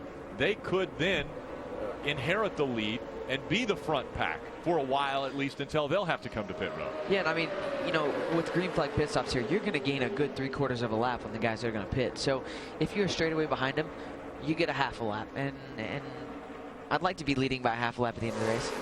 Now, we talked about strategy, and both of you said that at the time it looked as though Matt Lofton was doing something that was smart. We've just passed, Justin said that. We've just passed lap 44. We're about to start on lap 45, which means from here on out, if they come to pit road, they could make it the rest of the way. Yes. So if a caution does come out, they do look extremely smart, because the other guys that are back there that had taken that opportunity to come onto pit road a little bit later, they're still going to have to come onto pit road one more time. Right, Ray? And Rick, it looks to me like some deals are being put together down here on pit road for the front 4 cars all to pit together. What I'm hearing is that they will take the flag at lap 52 and go around, come down pit road on 53. So look for that front 4 to work together. Chris Buescher just said, yeah, I'm with you. That's okay. And Chad Hackenbraugh also has said he's in. Haven't heard from the 99 yet, but it looks like the front 4 will pit together. You know, the good news for Steve Blackburn right now, we talked about him being by himself. Well, Mark Thompson, who's in that lead pack right now, he pitted on number 24, so he actually has 10 more laps than does Steve Blackburn. So Steve will have somebody to run with when these guys peel off if we go green till then. We're going to slip away quickly, take a quick break before we expect these guys to make their way onto pit road for green flag pit stops. Aerial coverage brought to you by DirecTV. Only DirecTV gives you dedicated driver channels, so you'll never miss a second of your driver's race. Call 1-800-DirecTV. Getting very close now to that impromptu green flag pit stop that we're hearing being put together for the top 4 race cars on the racetrack. Again, Matt Lofton has been out on the track since the drop of the green flag. He has not had anyone in front of him. He has been the race leader. Right behind him, Brandon Davis, Chad Hockenbrock, Chris Buescher, and Brandon McReynolds, your top 5. Yeah, Chris Buescher and Brandon McReynolds were able to get by the 66 car, Mark Thompson. They went around some lap cars. Let's take a look back here. Just a lap ago here. You see him go way to the high side. Chris Buescher got a little bit of a run on Mark Thompson, jumped to the outside, took him and Brandon McReynolds, got by Mark Thompson. I think it's a good thing because Justin and I were talking during the commercial. You see the damage on the left side of that 66 car, Mark Thompson? That car appears to be all over the racetrack. It really does. And anytime you get damage to the suspension here at Talladega, it's really easy to make one of these cars wander and dart. And so, you know, we were watching him move around, and that's not a result of what he's doing in the car. That's just a result of the car wanting to do that. So I'm sure those guys are glad to get around him, and especially now that they're going to be making deals to come down to pit road, you know, having him out of the way is going to be a good thing, especially for those first 5, because those are obviously the guys that are all teaming up together. And it's looking like it's going to be within the next 2 laps. They've talked about lap 52. We're on lap 51 now. 50 are in the books. Only 44 to go in this race. Right now, these guys are really hoping for something. You know, whatever it is, they need a reason to be under caution. Are they screaming debris? Yes. Yeah. It's amazing what little things you see when you're looking for a caution. Jim Trado. We talked about Mark Thompson. He's one of the 5 Venturini cars here. There's 2 of them in the top 10 right now. Running 7th at this current time is the 15 of Ryan Reed. His crew chief, Keith Henkin, just walked down and talked to the other Venturini teammate in the top 10, the 5-5 of Kevin Swindell. And the crew chief there is Keith Caldwell. Keith told me they can go to about lap 60. Keith told me on the 15 to about lap 63. They just connected, so I expect them to come together in the next 10 laps. So again, passing by some of the slower lap traffic right now. Here's your lead pack, putting a few more cars a lap down. And remember, these guys don't make that many green flag pit stops. So, caution flags out. They're not going to have to make one now. And that just changed everything. We talked about them yelling debris. Well, there was some on the racetrack. You know, these guys are really, really pumped right now. But like we said earlier, Frank can come down pit road and not have to worry about putting tires on. A lot of these guys are going to probably take tires because they've gone through a bunch of debris. They've run 51 laps now. So I mean, they're at the fuel window obviously, but they may want to put tires on just to go to the end. Is this a situation where the drivers that came down topped off a little bit later, is it 1 can of fuel? Can they do that, or will they need to potentially put 2 cans in to get them topped off for the rest of this race? I think 1 can would be enough. I think 1 can will be enough. Don't be surprised if somebody doesn't stick the 2nd can in there just to make sure. You know, you talk about a green white checker, you're liable to run another 10 laps just on 1 green white checker, and we could have more attempts than 1. We've talked about the fuel window for these cars anywhere from 50 to 55 laps. We've got 42 laps to go, so if they can top it off, they should be good for at least a couple green white checkers if that happens. Yeah, but that 1 can we're talking about may not top off. Right. Some of these guys, like Frank and Will Kimmel and some of the others that pitted back on lap number 26. It's amazing, you know, sometimes you can actually get rid of the first can. You know, these cans are full and they weigh quite a bit. It's over 100 pounds when they're completely full of fuel. When they plug that in, the less fuel you have in there, the slower it flows. So sometimes it's almost better to get about half of that first can in, toss it back over the wall, get a fresh can. Even though it takes a little time to do the exchange, it sometimes is quicker than letting that first can dumped all the way out. Aaron's lucky dog. We talked about Mark Thompson running up there with the lead pack. He was running up with the lead dogs. He's the Aaron lucky dog, so he'll get his lap back and be able to get back on the lead lap, but they're going to have to do a little bit of cosmetic work to that car to try to get it to handle a little bit. Well, I'm not sure about the cosmetics, but you see the left front tire, all the letters are gone. The Hoosier letters are gone. So that car may have a toe-in situation too. So they may want to take time here because he's the Aaron's lucky dog. We'll have to start at the very back of the pack. They may want to take time to look at that toe, and they may be able to adjust that and help that situation. Well, and he's very lucky. I mean, you're looking at the rubber being all through the number. He is the lucky dog. He is the Aaron's lucky dog. But he's got that rubber all through the number, you know, where it's come off the tire. It's actually wearing. You know, the body is rubbing on it and wearing it. And, you know, he's lucky that it didn't blow out. And I mean, can you imagine the disaster would have been to be in that lead pack and to have a tire blowout? That would have shaken things up a lot. They make their way onto pit road, led by the 16 of Matt Lofton. Then Davis, Hockenbach, Chris Buescher, and Brendan McReynolds, your top 5. Let's go to Jim Trado. The 15 car is in, the JDRF number 15 for Ryan Reed. He came in just on the radio. Guys, I'm out of fuel. What perfect timing for them. They're going to put 2 tires in, 2 cans of Sunoco fuel for the 15. His teammate Kevin Swindell right behind him on the same strategy. Let's head down pit road to Ray. The Strutmasters.com Chevrolet is going with right side tires. They need no adjustments here. Lofton said his car has been really good. You see the 99 in the middle of your screen, also going to do a 2-tire change. But right in front of him is the other Rouleau brother car, the 17 of Chris Buescher. They have decided to go 4 tires, and Buescher came in 4th, and he is going to have a hang-up. He is going to lose about 20 positions on pit road as they try for a 4-tire stop. Chad Hockenbach and the 32 of Brandon McReynolds come off of pit road 1 and 2, so great stops for them. On the opposite end of that, Ryan Reed can't get his car fired. You know, that's what I was talking about when I talked about these guys having to make green flag pit stops. They don't make all that many green flag pit stops. We could have had situations where guys would have been speeding, stalled their cars. Here we are. We saw a horrible pit stop, it looked like, for Chris Buescher, and Ryan Reed could not get his car refired after it ran out of gas. Yeah, it's not going to fire here. There we go. You know, that's a tough situation because especially with the new fuel systems the way that they are, you have to get that thing running and let it run for a few minutes. You see him spraying stuff in the intake there. This is a disheartening feeling when you're that close. You get the lucky break you need. You get to come down pit road and you're out of fuel. You know, going back to the Chris Buescher thing as well. You know, they took 4 tires when a lot of people took 2. And, you know, it's a tough situation to have a bad pit stop when it's on the left side. And, you know, you could have maybe taken 2 instead of 4.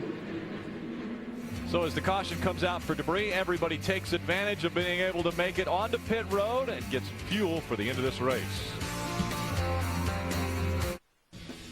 May 13th on Speed, the Rolex Sports Car Series shifts into high gear for a heated battle on the famed Thunderbolt Raceway. With DP class as competitive as ever, the fight for dominance is going to be explosive. The Rolex Sports Car Series live from New Jersey, May 13th at 1 p.m. Eastern, only on Speed.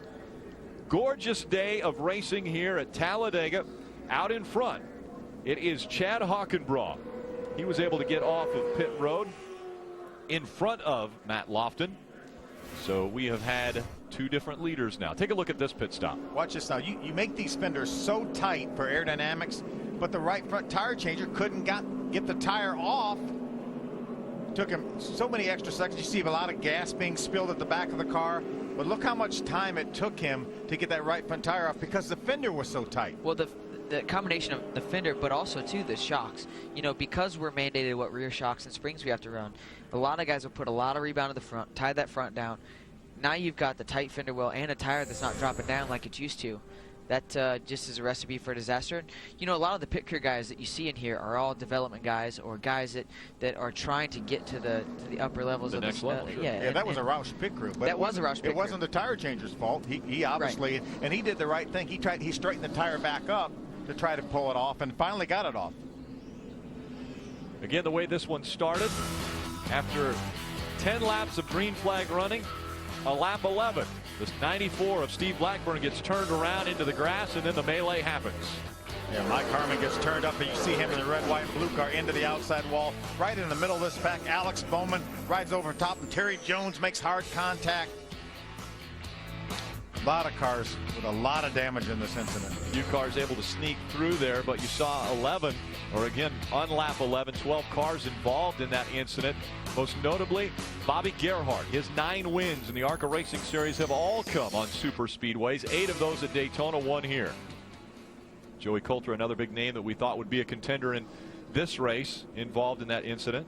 Alex Bowman, another standout already in his early ARCA Racing Series career. Steve Blackburn, that's the guy that actually started that incident with the contact from behind. And here he is with minimal damage, been able to run up front, up in the top 10 with these guys the entire race. And he's in a great position right now, coming off that top 5 he had at Daytona. He's running 6th. They still do lap down cars on the inside here in the ARCA Racing Series. So those are the 2 cars on the inside. On the outside, it's Chad Hockenbach. Right behind him, that is Matt Lofton. Green flag back in the air here at Talladega.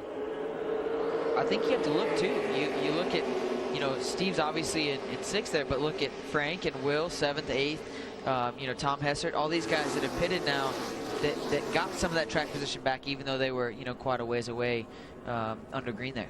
You mentioned it, Rick. Right now, with all these guys pitting on lap number 53, a 94-lap race, I think we're all good to go to the end.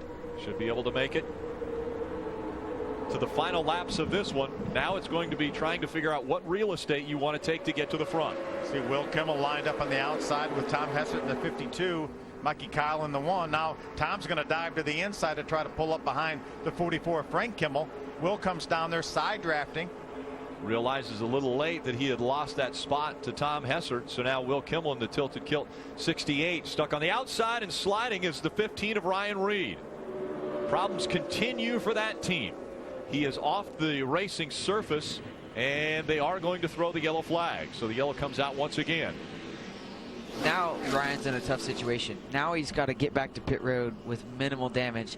He's got flat tires. I think he needs to stop right now, and if the guys come back around the lap in which they've already slowed, I think they're going to be okay. Let's see what happens here. Looks like he undoubtedly had a tire going soft because the thing just turned around. Looks like the left rear, you can see it already starting to come apart from the debris. There's that left rear that's down. Right along with him. Yeah, you can hear that left rear tire go. You know, and that's something here. You're going through all this debris, and it's such a big racetrack. The jet dryers and the safety crew do a great job of getting everything off the racetrack, but sometimes because it's so big, it's just hard to get all that stuff off of there. And luckily, he blew the tire out almost on pit road, so he can get right there. Coming out of turn 4 and onto that concrete apron area just before you get to pit road. So the 15 back on pit road. Caution has come out once again. We have 37 laps to go from Talladega Superspeedway.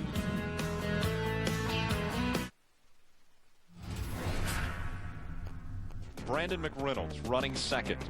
And we're seeing problems out of the 4. He's wiggling. Could he be out of fuel? I guess he must be out of fuel. He's trying to wiggle it. Brandon McReynolds 2.5 miles away from his first victory in the ARCA Racing Series. Coming out of turn number 4. Look at the run. Look at the run by Bobby Gerhardt. Gerhardt on the outside. 4 wide as they come into the tri-oval. Gerhardt coming through the tri-oval, and he'll win again. I wasn't sure it was possible that Bobby Gerhardt could figure out a way running 6 coming out of turn 4 to win a race, but he did. And it was because Brandon McReynolds had run out of fuel coming out of 4. He's in a situation now where he runs 3rd. He's got enough fuel to get to the end, we believe. Only 35 laps to go. Just behind him, the 82 of Sean Corr. Jim Trado. Well, guys, this is the team that set the pole at Daytona. They had a broken valve spring that led to overheating that caused them to go behind the wall, unfortunately for these guys. Ben Leslie is the crew chief on this car. He's got a lot of NASCAR experience. He just told me with a smile, we pitted twice, lap 14, lap 21 for fuel only, and we are good to go. This caution's a huge help for them in terms of getting more laps in so they can go racing without worrying about fuel mileage. What a difference a week makes. This team was really low because they got plowed into at Salem, and he had some injuries left. He had an ankle injury and also a separated rib, so Sean Corr, the driver, certainly having a better run this week, shall we say, than at Salem last weekend. Corr, certainly one of the drivers in the hunt, and I know he's got some very, very special people in the grandstands, guys, cheering him on today. Yeah, he sure does, Jim. On that hood, they're talking about the Fallen Heroes program that they are wrapping their arms around today. They've got a fallen hero on the hood there, and that's Sergeant First Class Stephen J. White. And Stephen J. White was a 39-year-old father of 7 children from right here in the Talladega area. He was killed after his 5th tour of duty after 20 years of military service. He was assigned to the 3rd Battalion, 16th Field Artillery, and 2nd Brigade Combat Team of the 4th Infantry Division based in Fort Hood, Texas. So a very fitting, I guess, special presentation that they're doing, and it's not only going to happen here at this race, but they're doing it at a couple other races this season, celebrating our fallen heroes and making sure that we understand, you know, we're very appreciative of what they have done, given their lives for our country. Anytime you can recognize our servicemen and women, past, present, or future, I think it's a really cool gesture, and I'm glad to see that's what they're doing. See Aaron's lucky dog there, Thomas Prater, gets his 2nd lucky dog of the race. He's a huge fan of the Aaron's Lucky Dog, I bet. Absolutely.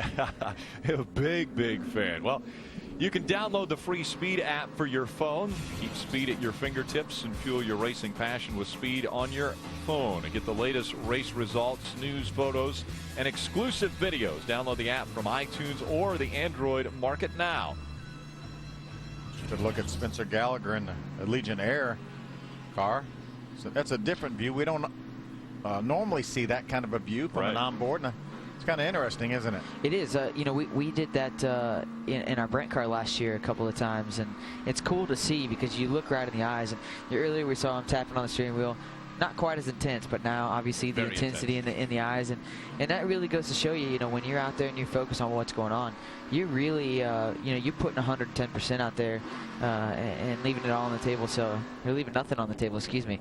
So he still wanted to lead a lap too, so he still has a shot at a great finish, running 22nd right now. We have 24 cars right now on the lead lap, and we will have 33 laps remaining here from Talladega Super Speedway in the International Motorsports Hall of Fame 250. Chad Hockenbraugh out in front. Matt Lofton running second. Brandon McReynolds is third. Sean Corr fourth. Brandon Davis running in the fifth position as we're getting ready for the restart. Pace car has made its way off the racetrack. Back in the hands of Chad Hockenbraugh now as the field. Come through tri-oval. And green flag goes back in the air. We're back underway. You know, Chad's done a great job today. I mean, he stayed up there in the top 4 or 5 positions and made sure that you know, he was there whenever it came time to get the good break he did on the pit stops, and it's paying off very well for him. Only our second leader of the race. The 16 of Matt Lofton led every lap till he made his pit stop. And then he did not win the race off of pit road. That was won by Chad Hockenbraugh.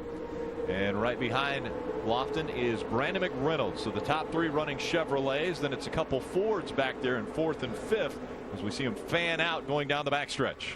Got a lap car there in the middle of it, Zach Ralston. So he was fighting for space with a 44 of Frank Kimmel. You know, we talked about it earlier. Of, you know, obviously the lap cars make a big difference, and all the guys wanting to get to the bottom. And you know, some guys are able to get rolling and stay in there and not be a problem. Other guys, you want to make sure you get around them because you know that they're wounded or damaged. So I'm sure that's what Frank was thinking, and definitely knows how to get around this place and you know, push his way into whatever hole he needs to be able to get by those guys. Frank Kimmel just 5 wins away. Ooh, a little bit of contact there. It looked like Will Kimmel may have got a little bump from behind, but he straightened it out and jumped to the bottom, got in line on the bottom. Oh, car in the wall. The one of Mikey Kyle spinning. I think there was a car into the outside. Well, there it is right there, the 76. John Ferrier. John Ferrier. So John Ferrier backing down the backstretch up against the wall. A caution comes out again. A lot of damage to the front of that race car. Saw Mikey Kyle sliding on the concrete apron. He's going the right direction once again, but I'm sure he'll be making his way onto pit road. Yeah, Mikey's another one of the cars on the lead lap right now. Another look at what just took place.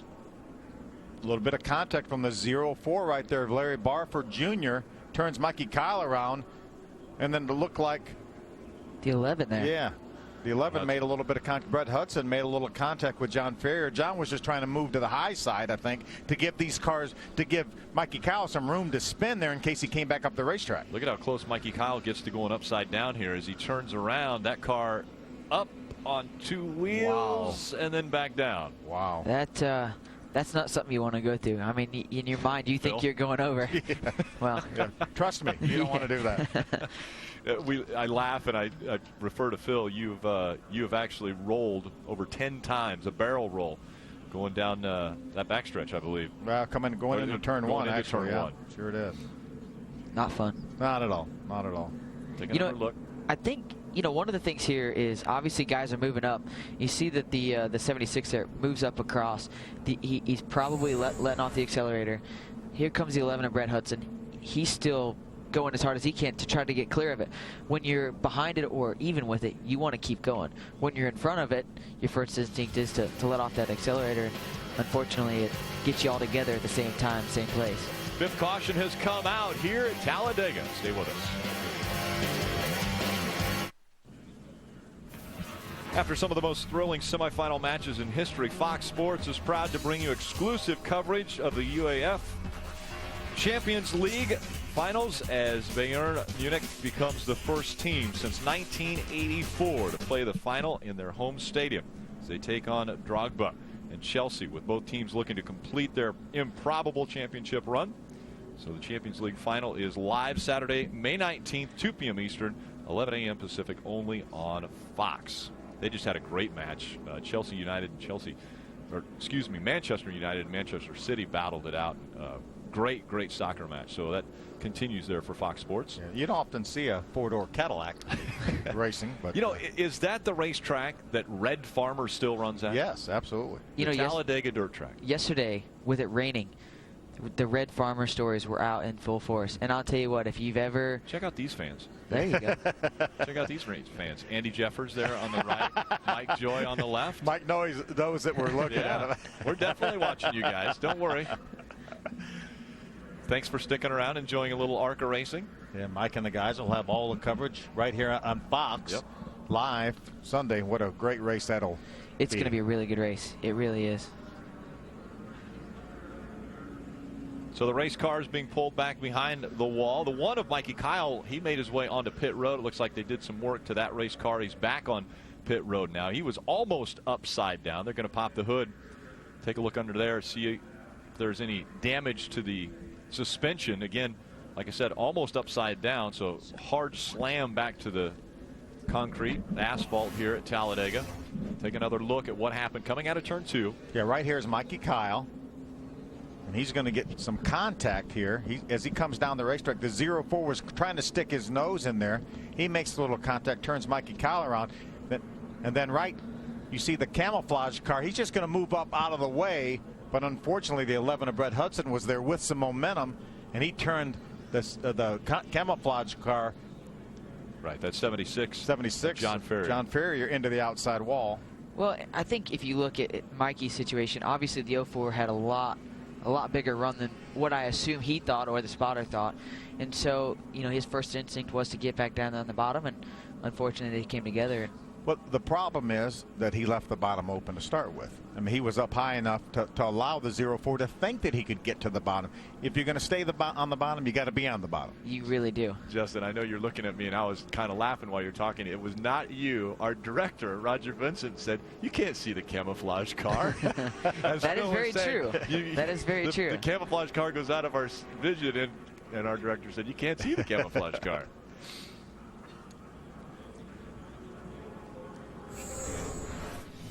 So one more time onto pit road for Mikey Kyle before we'll see the green flag once again. Just 29 laps to go from Talladega.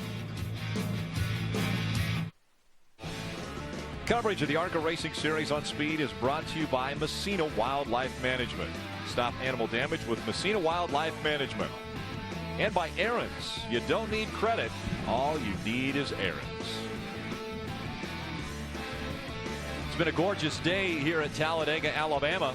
In Talladega Super Speedway, we've completed 67 of the scheduled 94 laps, 27 to go in this one. And currently, our Messina rookie contender, Ryan Reed. How is he doing, Jim? He had a great run until he ran out of fuel coming down pit road, guys, and that really got behind the 8 ball because they had to push the car down pit road, get it refired with ether. He then cut a tire under green. They came down and changed that. They're hoping now that the car is fine. He said the car has been really good, actually, since they came down and changed those tires. They're hoping now to gain one spot to get back on lead lap through the Aaron's Lucky Dogs. They're running 24th right now, one spot away from getting that lucky dog. If we do have another caution, they'll get to go back around and get back on the lead lap. And guess who is one spot in front of Ryan Reed? By the way, Ryan Reed, I believe, is 18 years old. Ryan Reed in the 15 is a young 18 years old. Guess how old the guy in front of him is? I don't even want to guess that. James Harvey Hilton, running just in front of Ryan Reed, is 77 years old. I'll tell you what, he's one of the greatest guys in the garage, though, and he still gets around as good as a 20-year-old. I don't know how he does it. He was a NASCAR Winston Cup. Actually, NASCAR Grand National at the time wasn't even Winston Cup yet. Rookie of the year in 1966. That's amazing. That's amazing. And still gets it done. It's great. It's great. James Harvey Hilton, currently running in the 23rd spot right now. He is the first car on the, or one lap down, so just off of the lead lap. Car's back in line. The flashing lights off of the pace car, meaning he'll make the hard left turn. Already has onto pit road. Field back in the hands of Chad Hockenbraugh. Right behind him, Matt Lofton running second. Brandon McReynolds, Sean Corr, Brandon Davis, your top 5. Green flag back in the air. We're back underway. Really important just to come up through the gears. Don't miss any gears. Get that back down to the bottom, just like Chad Hockenbraugh did. You see Frank Kimmel's hung up on the outside of 3 wide. Got Brandon Davis, the 99, in the middle. Those are 2 drivers racing for position. Ryan Reed in that 15. Now remember, he's a lap down car, but he is on the inside line there, right up with that top 5. If you notice too, it looks like Tom Hessert and maybe Steve Blackburn and even Will Kimmel, snuck in there on the bottom and got by some of those guys. So, Frank and Brandon were out there on the outside duking it out. Let everybody go by on the inside, which is going to probably come back to bite him a little bit here in a few laps. Frank was able to jump in line right behind his nephew, Will Kimmel. We talked about how that preferred line right now is on the bottom. Frank obviously saw something, maybe the potential to get by someone on the restart, but got hung out now and has dropped back a couple spots. So that time after they cross the stripe, Frank Kimmel drops back to the 8th spot. In front of it, Blackburn and Will Kimmel have moved up into the 6th and 7th spots. It looks like Chad Hockenbraugh has been well schooled. You see his left side tires on that yellow line. He's not going to leave any thought of anybody being able to get below him and still not be below the yellow line. Absolutely not. And you see Matt Lofton doing a great job there. But when you're the guy in second, obviously you can't go below those yellow lines. So you're doing everything you can to move him out of the way, but it's not that easy. Chad's staying right there on those yellow lines, and it's going to be, he's going to have to pass him on the outside. Again, a smoother racetrack, meaning not as much physical work going on, but with just 24 laps to go when they cross the stripe, how much are they already thinking about the end of this race? Okay, do I block? Do I ever come off of the yellow line? If they start to go too wide, do I need to move to the middle? How much thinking is going on right now with 24 laps to go? You're playing every scenario you can possibly think of out every lap. I mean, it's unbelievable, especially if you're the guy in the front. Do you block? Do you not block? What do you do there? The one thing that is kind of crazy about restricted plate racing is it can change 100 times from the time you get to the start finish line to the time you get back around on the last lap. So you might have it all planned out, but it's not going to go the way you planned for sure. And right now, Chad Hockenbraugh, as well as all these guys in that lead pack, they're looking in the mirror as much as they are out the windshield. Especially with not being able to bump each other, you're trying to stay in the middle there. You don't want to get too good of a run on the guy in front of you, but you don't want to get not a good enough run that the guy behind you can go by you. So you're constantly, I don't know if you can say you look out both, but you look out both at the same time. One eye goes out the windshield, one eye looks in the mirror. I don't have that talent. I'll tell you that right now. And it's very amazing. I know that what you guys do is definitely incredible. One of the things that some of these drivers are going to be asked to do toward the end of this race is something that they've never even practiced.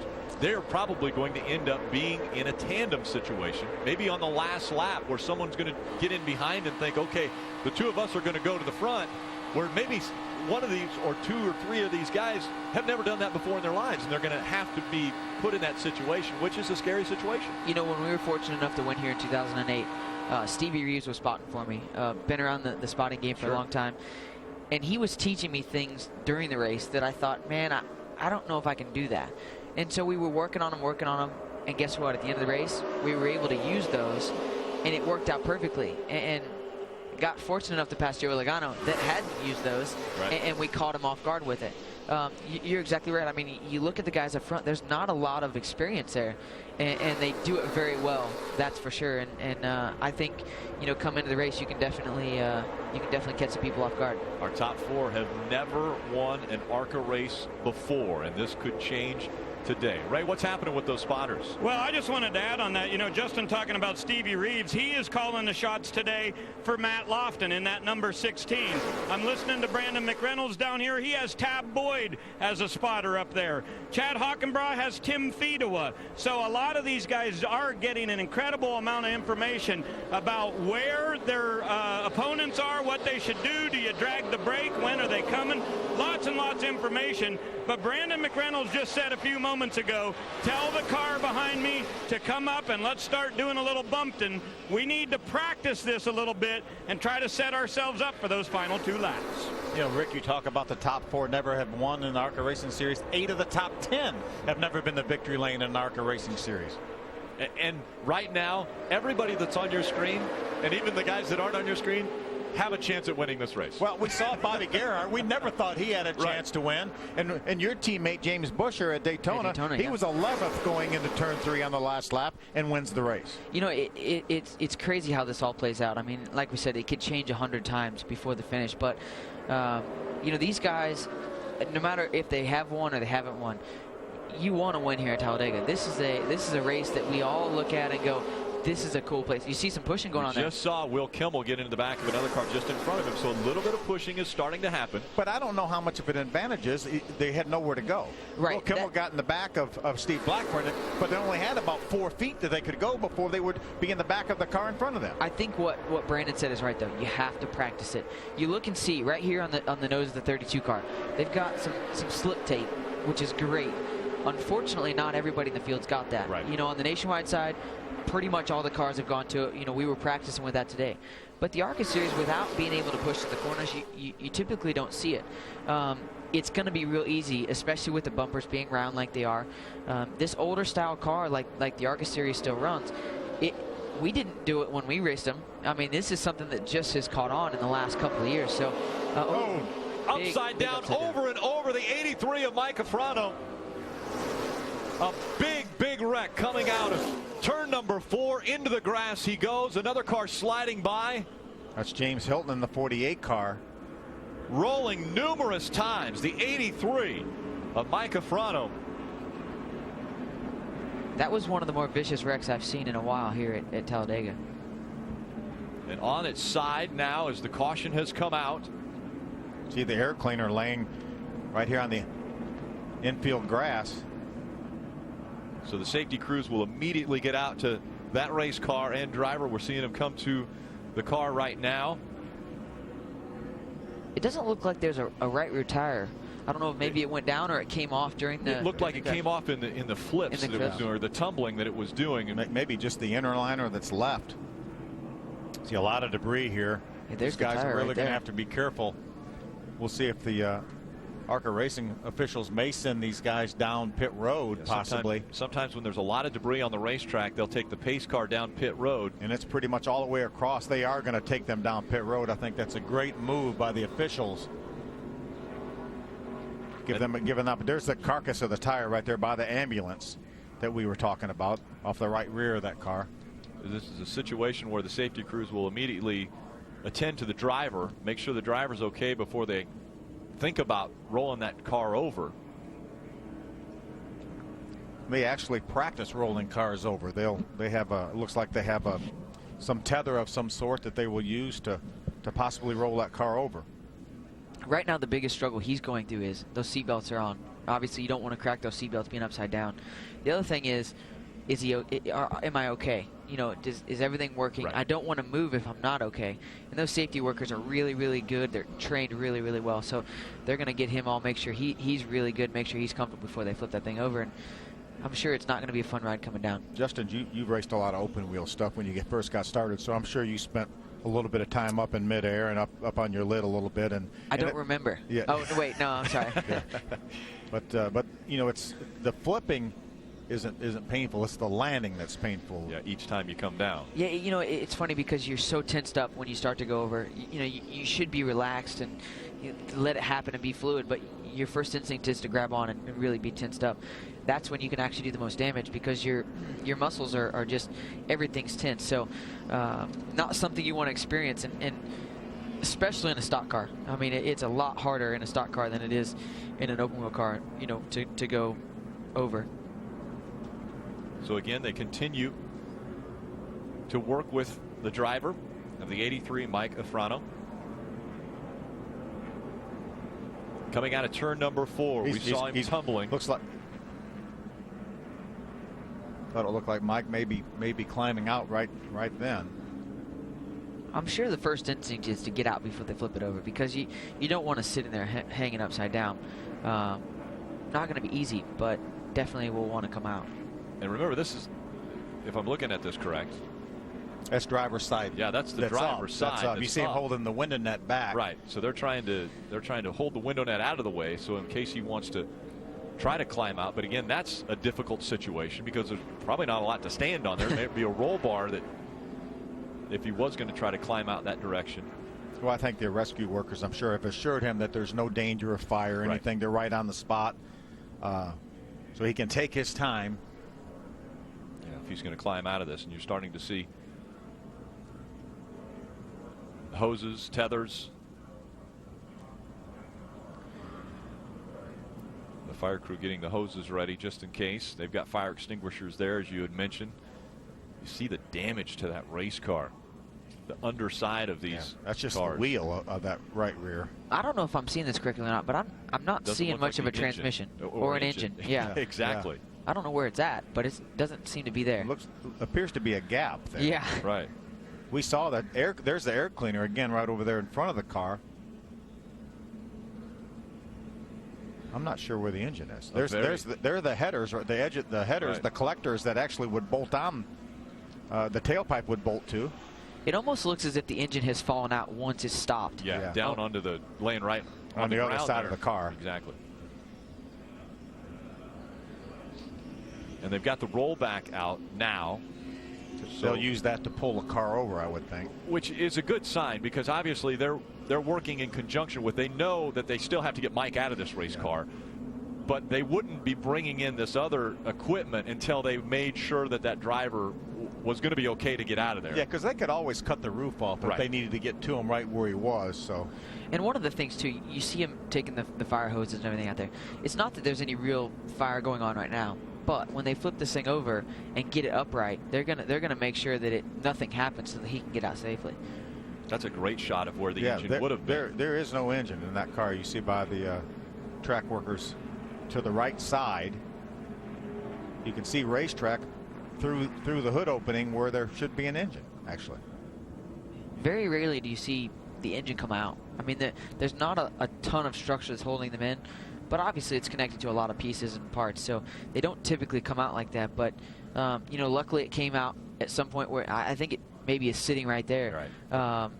But it didn't do much else. And guys, it looks as though this situation is Mike has probably said, hey, I'm going to sit in here until we get this car upright so that I can climb out. He probably took the seatbelt off and went, yeah, this probably wasn't as smart as idea as I thought it was going to be. I think there's the radiator. Yep. They're doing something really smart right here too.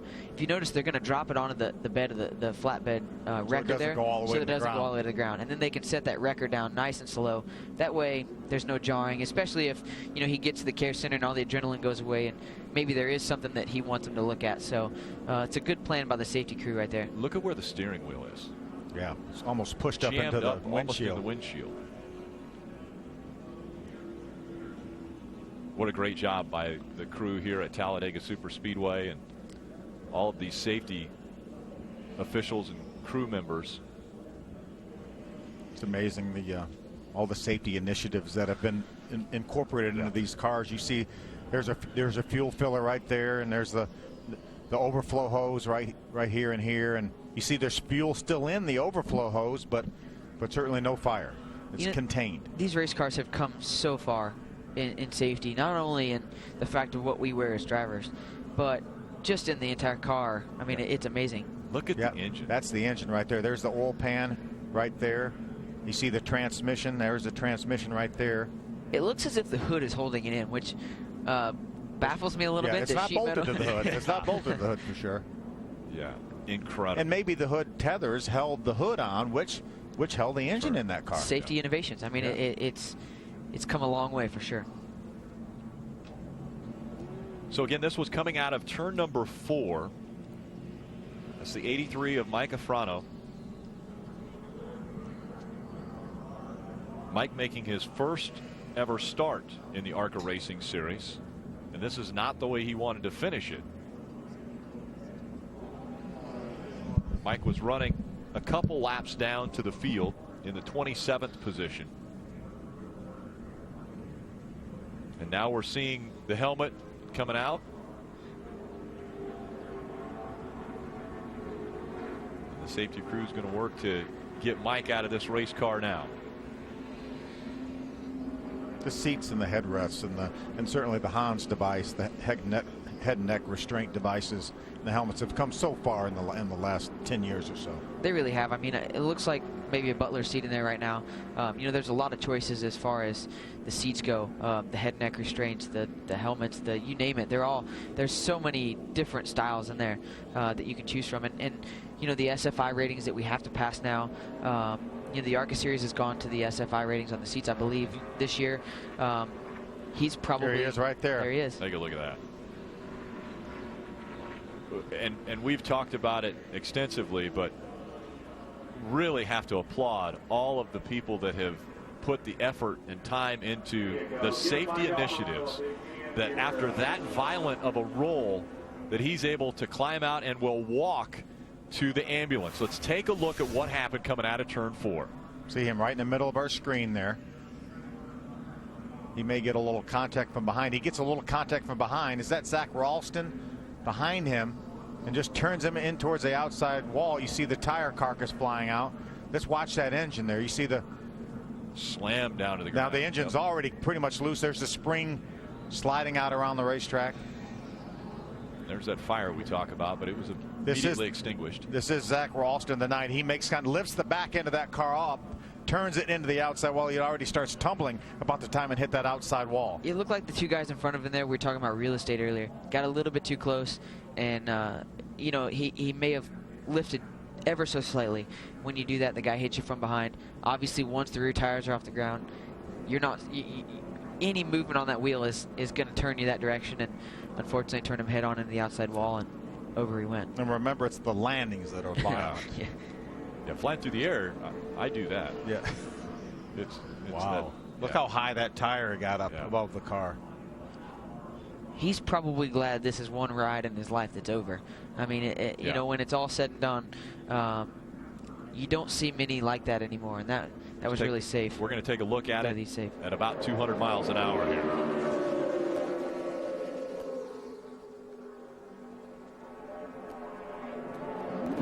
It looked like when he got turned into the outside wall, the left front tire dug in before he even got to the wall.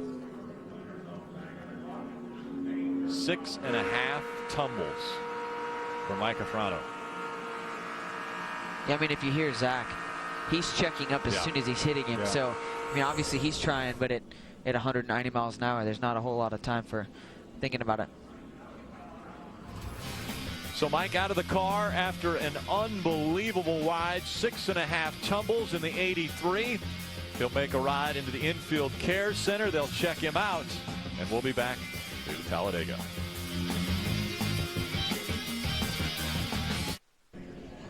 Cleanup continues under a yellow flag condition now after the 83 of Mike Afrano was upside down, then right side up, then upside down 6.5 times, tumbling out of turn number 4, and then he was able to climb out of that race car. Take another look. Start shredding parts, which is good. That's shredding energy, dissipating energy. Some big hits, as you mentioned, Phil. It's not the upside down. It's when you come back down that you feel. They're still working to get that race car and as many of the parts as they can onto the flatbed so they can take it back to the garage. And I know it's trivial to talk about, but how difficult will that be to get into the hauler? Oh, I think you probably just go ahead and tell that guy with the rollback, I'll pay you to drive it home. Take it to Illinois, where I'm from. Because that's, I mean, they'll never roll. It will not roll. No. A lot of people will bring little casters that slip in the end of the frame rail for situations like that. But here's another look at it. See, they just get a little bit, they're side by side in front of them, look like they may have lost a little momentum. They came up on that group right there, and Zach Ralston made just a little bit of contact with the back of him, but just enough to turn his car to the outside, and then the left front tire dug in when he was about 90 degrees on the racetrack towards the outside wall. Now, while all of this was going on, we've stayed under a yellow flag situation. We only have 13 laps of racing to go in this one. Ray Dunlap has been listening in to Brandon McReynolds' radio. Ray, what have they been talking about down there? Well, Rick, as we have documented, Brandon has come so close to winning one of these super speedway races, and they feel like they've got the best car in the field today. So how do you get from third to the front? Well, one option is for them to work with the 16 of Matt Lofton, and what they have to do there is Lofton's going to have to drag his brake so that Brandon can come up and become a two-car tandem and do the push. The other option is get some help from the rear, which would be from Sean Coor. So they have been back and forth through the spotter stand on the radio talking to everybody, but now the concern starts to become you're losing laps and less opportunities to try it. But right now I think the combination is going to be the 32 going with the 16, and they're going to try to do a slingshot move to get around Hockenbrough. Justin, you've been in this situation before. Obviously, the two-car tandem is a little newer, a couple years old. If you were sitting right there in third with Brandon McReynolds' situation, what would you be thinking right now? Well, just knowing the 32 car and knowing that it's got a Hendrick engine in it, same as what we run on the Nationwide Series, he's obviously got a lot of power. They got a really, really good race car. Seems like the 16's been really strong all day as well. So, in my opinion, you push the guy in front of you because you know you've got the power to push him. You know, the other thing that I like is there's two Chevrolets right there. If you go back, you're going to be with a Ford. Not that one push is better than the other, but you're at least going to have you know, a manufacturer that's going to be the same. And you know, I think when you're pushing that guy, the restart's going to be critical. They're going to have to stay right there. And then once if they can get the run, obviously if you're the second guy in line, you got to make sure you can get clear of him too before the leader jumps down in front of you. So it's a tough decision, but I think my personal opinion, I'm going to push. Stay with your manufacturer. Well, and it's a lot harder to get wrecked if you're the pusher. So if it doesn't work, it doesn't look so bad if you're the guy pushing. But no, I think it's definitely it'll be interesting. Chad Hockenbrough continues to lead here. Let's see if we can make some contact with him.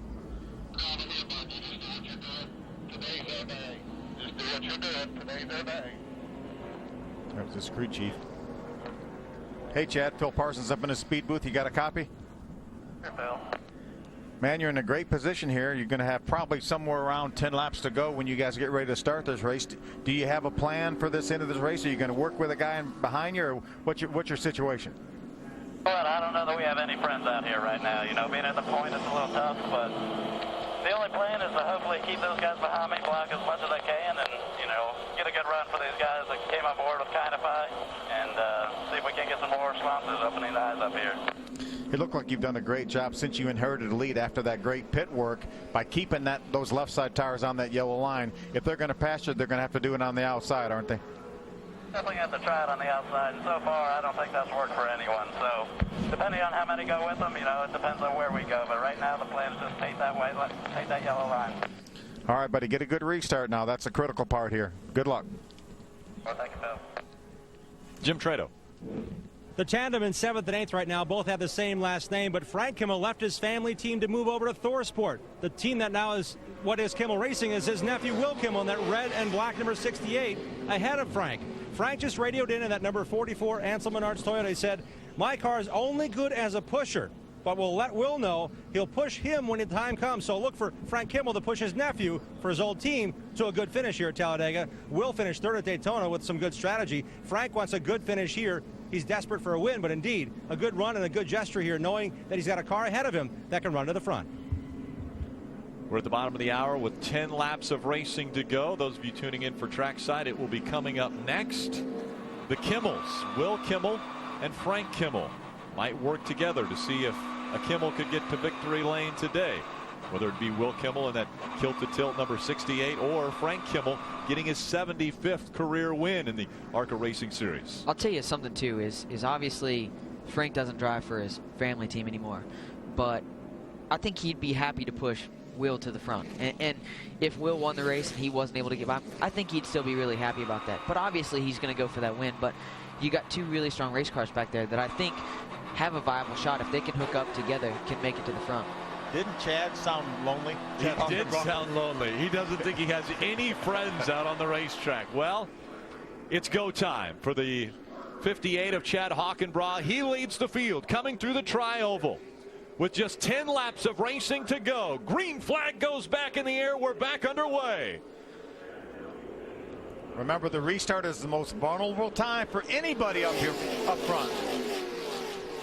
Right to the bottom of the racetrack they go. I'm afraid the 58 got a little too good of a jump, but I don't think the guys behind him had anywhere to go to be able to use it.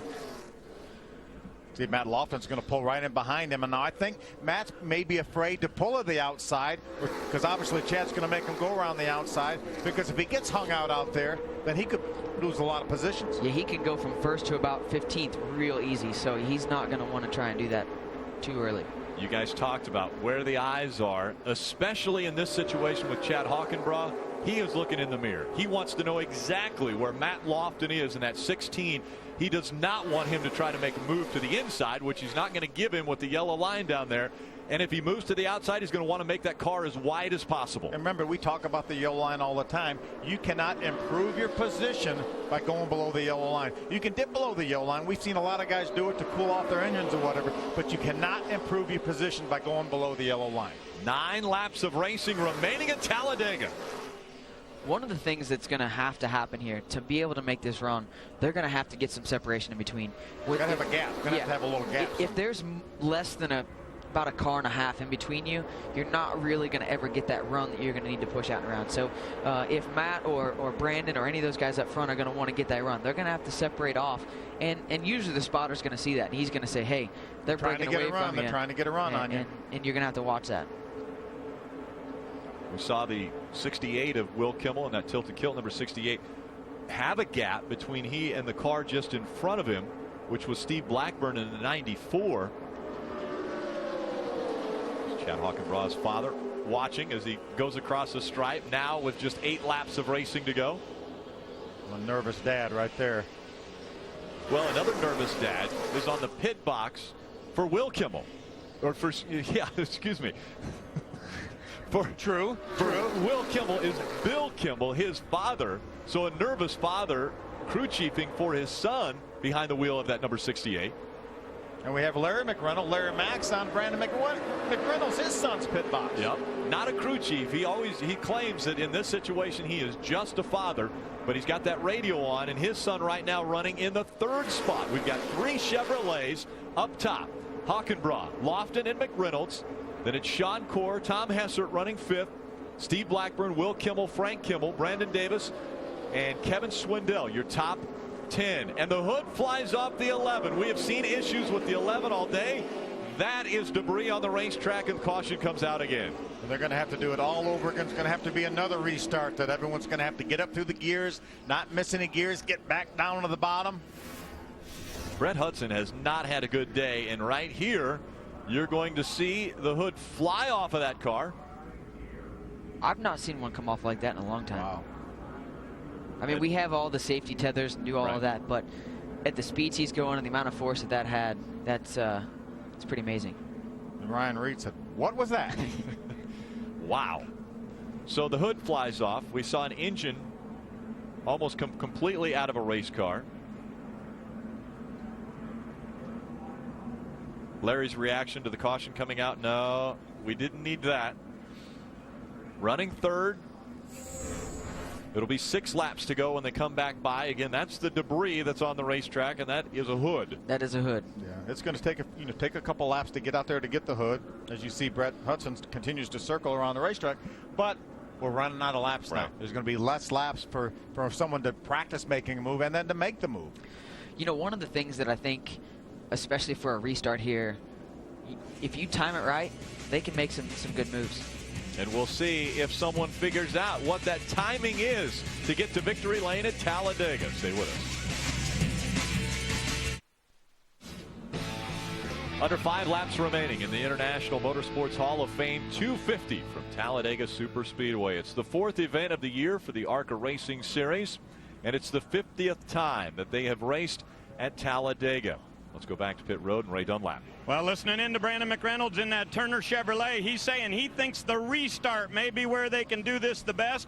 They have communicated with Matt Lofton, and they are going to try to make this pass before they even get to turns 1 and 2. Remember, they can push on the straightaway. They can't push once they get to turn 1. The other thing that they can do is they can pass to the outside. And it seems like the first instinct by everybody running up front is to just kind of snake their way down to the bottom. if they can get together before the restart and the 32 of Brandon McReynolds can push Matt Lofton, I think that they could probably clear him. Now, if Chad pulls up in front of him, that creates a whole nother set of circumstances, but definitely will be interesting to see how they play this restart. I think it'll be easier for them to pass him on the restart here than it will be once they get up to speed running with everybody running 190 plus miles an hour. But it's a huge gamble as well, and we saw it out of Frank Kimmel earlier when Frank moved to the outside, looked like he was going to be able to get a position but got hung up. He had nobody pushing him, right. though. That's the key. As Justin said, if they could get together from the time, just about the time they're ready to drop the green flag and start pushing, then they have a shot at it. But remember, they can't pull on the line until they get to the start finish line. Correct, and they're going to have to go through the gears together and hooked up, and that's the only saving grace they're going to have. And then after all of that happens, they've got to separate when they get to turn 1 because you can't push through the turns. Relatively speaking, yeah. A difficult situation for every driver in the field. We're about to find out what's going to happen. 4 laps of racing to go. Chad Hockenbraugh in front. Green flag back in the air. What's going to happen with Lofton and McReynolds behind him? They're separated. They're not together. Looked like Brandon was not able to keep up with a 16. They all fall in line and they hug the yellow line at the bottom of the racetrack. Chad may have too big of a lead. Look at the run. Look at the momentum they have. They're going to the high side. Let's see if Lofton's able to keep it going. He's got help behind him. Here comes McReynolds. Down the backstretch they go. 3 cars making the move, seeing if they can go by Hockenbraugh. Remember, it's so important for those guys on the outside. You see Brandon McReynolds has them cleared. That's when Matt Lofton was able to pull down to the inside. Chad Hockenbraugh drops back to 3rd, and the car on the outside, Sean Corr, is going to drop back a lot if no one comes out to help. Now, out in front, Lofton once again has McReynolds behind him. What will they do with 3 laps of late racing to go when they come through the tri-oval? I think they're going to wait to the last lap. Brandon McReynolds will wait to the last lap to make his move. They want to settle amongst the 2 of them. They work together to get the lead in 2nd. Now they're going to wait till the end so they can hopefully stay 1st and 2nd. Yeah, this is a tough situation because obviously Matt's in the driver's seat being in the front. But if he leaves any gap at all, the 32 is going to try and play to his weaknesses. The other thing is, you know, Chad's gotten passed now already by somebody hooking up and pushing each other by him. So maybe he hooks up with the 52 of Tom Hessert, or maybe it's the 32 of Brandon McReynolds and tries pushing those guys to the lead. So it's going to be an interesting 3 laps here. Through 3 and 4. When they come back through the tri-oval, it'll be just 2 laps of racing to go. Just over 5 miles remain. The International Motorsports Hall of Fame 250, right on the yellow line, the double yellow line. Matt Lofton once again. Brandon McReynolds running in the 2nd spot. As they come across the stripe, 2 laps of racing to go. Remember, we still have a couple Kimmels running together back there. Will and Frank running 6th and 7th. Single file line through 1 and 2. The pack working their way out of 2 and onto the backstretch. It is go time. Who's going to go? We saw a Venturini car. Looked like they were going to peek outside. They ducked back in. Again, the 68 and 44. Those are family members. Will Kimmel just in front of Frank Kimmel. You know, Matt's leaving Brandon just enough room to be able to get to him. The problem is Brandon's going to need to help the guys behind him.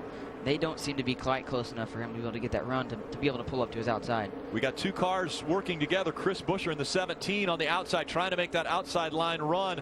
There's Larry McReynolds on the outside. This time by 1 to go. The white flag will go in the air. Can Lofton hang on, or will McReynolds make the move to get into victory lane for the first time? I don't think the guys on the outside were able to get together enough to really make anything happen. Now Lofton runs off that yellow line, making that car as wide as he can through 1 and 2. Down the backstretch they go. Where will the move be made? Will it be coming out of turn number 4?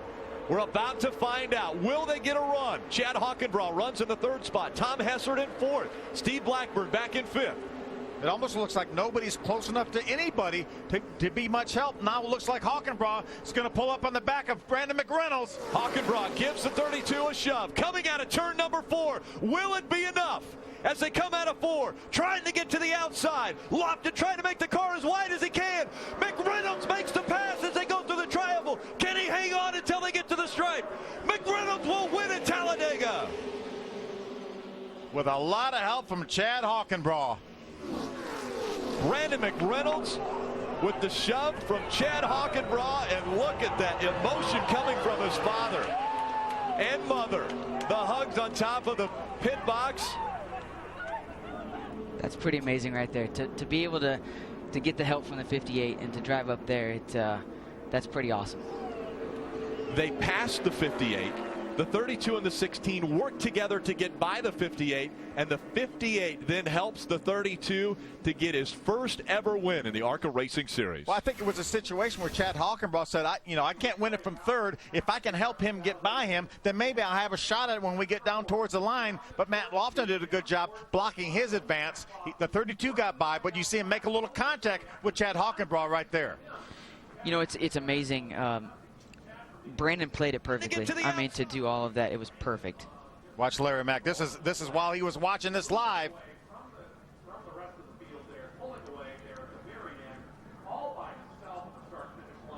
A very happy father. Let's hear from him, right? I'm standing here with Larry McReynolds, and I'm just wondering, about 20 years ago when Brandon was in victory lane right here with Davey Allison, did you ever dream that you'd be standing here today in this same spot? I really didn't, Ray, and you know, just that kid amazes me. He had a plan, and he started making that plan with 20 laps to go, and he knew exactly where he wanted to be coming off turn 4. Evidently, he gets that from his godfather, Davey Allison. That's the only thing I can figure out, and we got to get something on those quarter panels. Thank the good Lord, the man that rolled down there is safe. That was more important than anything, but I couldn't be prouder, and so many thanks to Steve and Sandra Turner for giving him this opportunity. I didn't hear you on the radio. How hard was it to stay off? You know what, Mark Rett, these guys, they got it handled. It's nice just to be dad. Big celebration. Larry will be back in victory lane here at Talladega, where he's been lots of times before. And Ray, as you mentioned, 20 years ago yesterday, Davey Allison won here at Talladega with Larry McReynolds as the crew chief. And Brandon McReynolds was there in victory lane. And remember, Brandon Reynolds, only 21 years old. He was 1 year old. Great when plan. He was in victory lane. They had a gap right there behind Lofton, so him and Chad Hockenbraugh got together. They had the momentum, and it just propelled them right by him. Well, I think one of the things that Brandon did perfectly is he drug the brake, and he almost forced Chad to push him at first. Once Chad started pushing, he knew he was going to have to push him all the way to checkered flag. Chad did a great job pushing him all the way up there. Matt did everything he could do, just victim of circumstances. And anybody that knows Brandon, they're going to be happy for him because he's a great kid, well-deserving. And to get your first win at Talladega, that's got to be huge. I mean, this is a cool place to win, but to get that first win here is really awesome. You know, it's amazing. They run nose to tail for so many laps here. And then at the end of the race, it comes down to this, and we have a pass coming off the tri-oval. Margin of victory, just under 0.2 of a second separating that 32. What a great push he had. And then the battle for second between Lofton and Hockenbraugh, that separation, 5/1000ths of a second. Look how close that finish was. You know, one of the things that Larry said was, thanks to Steve and Sandra Turner, and you know, you see Turner Motorsports on the hood of that car, the 32 on it, which is the Wintron Racing number. Right. You know, obviously Kevin Sawinski's been around this sport for a long time. He actually helps us at our shop at Turner Motorsports. But to have that 32 on there, you know, the first 2 times that they've almost won and haven't won, they've been number 4. They changed numbers and got it into victory lane. So maybe Brandon's going to be a fan of the 32 for a lot more here moving forward. You know what I really loved about Larry's interview there? His son just won, and you see how emotional he is. His son just won a huge race in the ARCA Racing Series, a big notch in his belt for his career. And he made the comment, I'm just glad to know that the driver of the 83, Mike Afrano, was okay. And by the way, he's been checked out in the infield care center and released. How about Darrell Waltrip down there celebrating with the family? There's Mark Rett, crew chief in the black shirt there. Old DW is going to enjoy this trip to victory lane, I am sure. With his very good friend Larry McReynolds and Larry's son Brandon McReynolds. And it's funny, we talked about it, we joked about it earlier today. You even took a picture of it. On Brandon's car, it says Brandon McReynolds, and in small print, it Larry's says kid. Larry's kid. So, what a great time for the entire family. Pretty special place right there. Making his way into a very historic victory lane. Talladega Superspeedway, the site of win number 1. This is just Brandon's 7th start in the ARCA Racing Series. his dad's had the hands-off approach as far as he wanted him to do it on his own. He didn't want to be that father that was right there making sure that everything was perfect for him. He wanted him to learn and work with other teams to figure out exactly what he needed to do to become a winning race car driver. And now a little father-son moment there. Brandon's going to climb out of the car. Let's go down to victory lane, and I believe we have got Ray Dunlap down. Yeah, the Gatorade is a flying here, checkered flag in hand. One of the things that has really impressed me is about how well Brandon has handled the disappointments when he came so close, Daytona included, here at Talladega. Today it's going to be a celebration, and I have to tell you, you orchestrated that on the radio. It took quite a few laps, but it seemed to work out just the way you had hoped. Yeah, that was a good race. I got to thank everybody, Chad, Hackenbrack. Man, I need to get in shape. It got a little hot there at the end, but that's for all these guys. God was with us on that one. Bo Slocum, this is his old car. He was with us on that one, too. I just can't thank Steve Turner and Sandra Turner, everybody, James and Chris, everybody back at Turner Motorsports. This is awesome. Dream come true. You got to thank X-Side, AccuDoc, Harry Scott. There's just so many people that are part of this that gave me a chance, and we're going to enjoy this one for sure. Did you know that you had it, Brandon? I know you planned it to come off 4 that way, but it was tight going all the way to the checkered flag. I didn't know that I had it. Tab, my spotter, he did a really good job. He's a good cup spotter, and he'll get a good deal. Hopefully he can keep spotting for me here on out. But we're looking for sponsors. He just did a good job. 58 gave me a hell of a push. And we brought it home. I didn't know if I had it or not. 16, he's going to rattle us up a little bit, but that's what you got to do, come down in, so that was cool. Congratulations, Brandon McReynolds is in victory lane, and his first win in ARCA comes right here at Talladega. Jim? Matt Lofton's second race on a super speedway. He comes home second. Great run. You led a bunch of laps early. What are you going to take away from this run to second, Matt? Well, we got a ton of experience, man. This number 16 strutmasters.com, Coulter Chevrolet, man, we really needed this quality run here. We've had fast race cars, with the exception of Daytona, and all the work that we did to come back from Daytona and show that we could run up front in a speedway race. You know, my hat's off to John Wolf, Joe Coulter for making the rebound for me here, and this is just a phenomenal day for us. I know we worked real close with Joey Coulter, who raced in many of these ARCA Super Speedway races. He was taken out early. Did that change your strategy? Well, it's, you know, with the way the starting positions were, it was a little bit too difficult to have a real strategy there. Obviously, if we'd have been together late at the race, we would have liked to have worked with each other. But, we had some good partners there at the end. I got to thank Brandon in the 32 for giving us the push there. We were just, a half a lap too soon with it. He did a good job. We kind of taught him how big the run needed to be for him to do it, and we did everything we could do to hold him off at the line. But we'll take this top 3 for sure. Great effort, Matt Lofton, second today. Congratulations. Thank you, sir. What a great attitude, coming so close to getting that win, but having to finish this one in second after a very emotional win for Brandon McReynolds. Well, sometimes you have to lose one before you know how to win one. And interestingly enough, Matt Lofton talked about, we kind of taught him, that run, what it was going to take, and how he was able to take advantage of that coming off of turn number 4. Take a look at the unofficial results. Again, McReynolds gets his first career win in the ARCA Racing Series. Matt Lofton, Chad Hockenbraugh, Tom Hessert, Steve Blackburn finish up in the top 5. See, Will Kimmel, Frank Kimmel just outside the top 5. Will almost got by Steve Blackburn at the end, but didn't quite get there. Kevin Swindell finishing in 11th. Chris Buescher in that 17th spot. We'll continue back through the field. Again, the big one happened on lap 11. Unofficially finishing 29th in this one, the 83 of Mike Mafrano. And he was the one who had 6 3/4 rolls coming out of turn number 4, and I'm sure that's not the way he wanted to end that spectacular run. See, Alex Bowman finishes back in the 32nd spot, comes in here in the top 3 in points. Let's go back trackside to Jim Trado. Driver who told our own Phil Parsons, I feel a little bit lonely up here at the point. Unfortunately, the guys at second and third got you in that restart. Chad Hockenbraugh, tell us about your run to third place.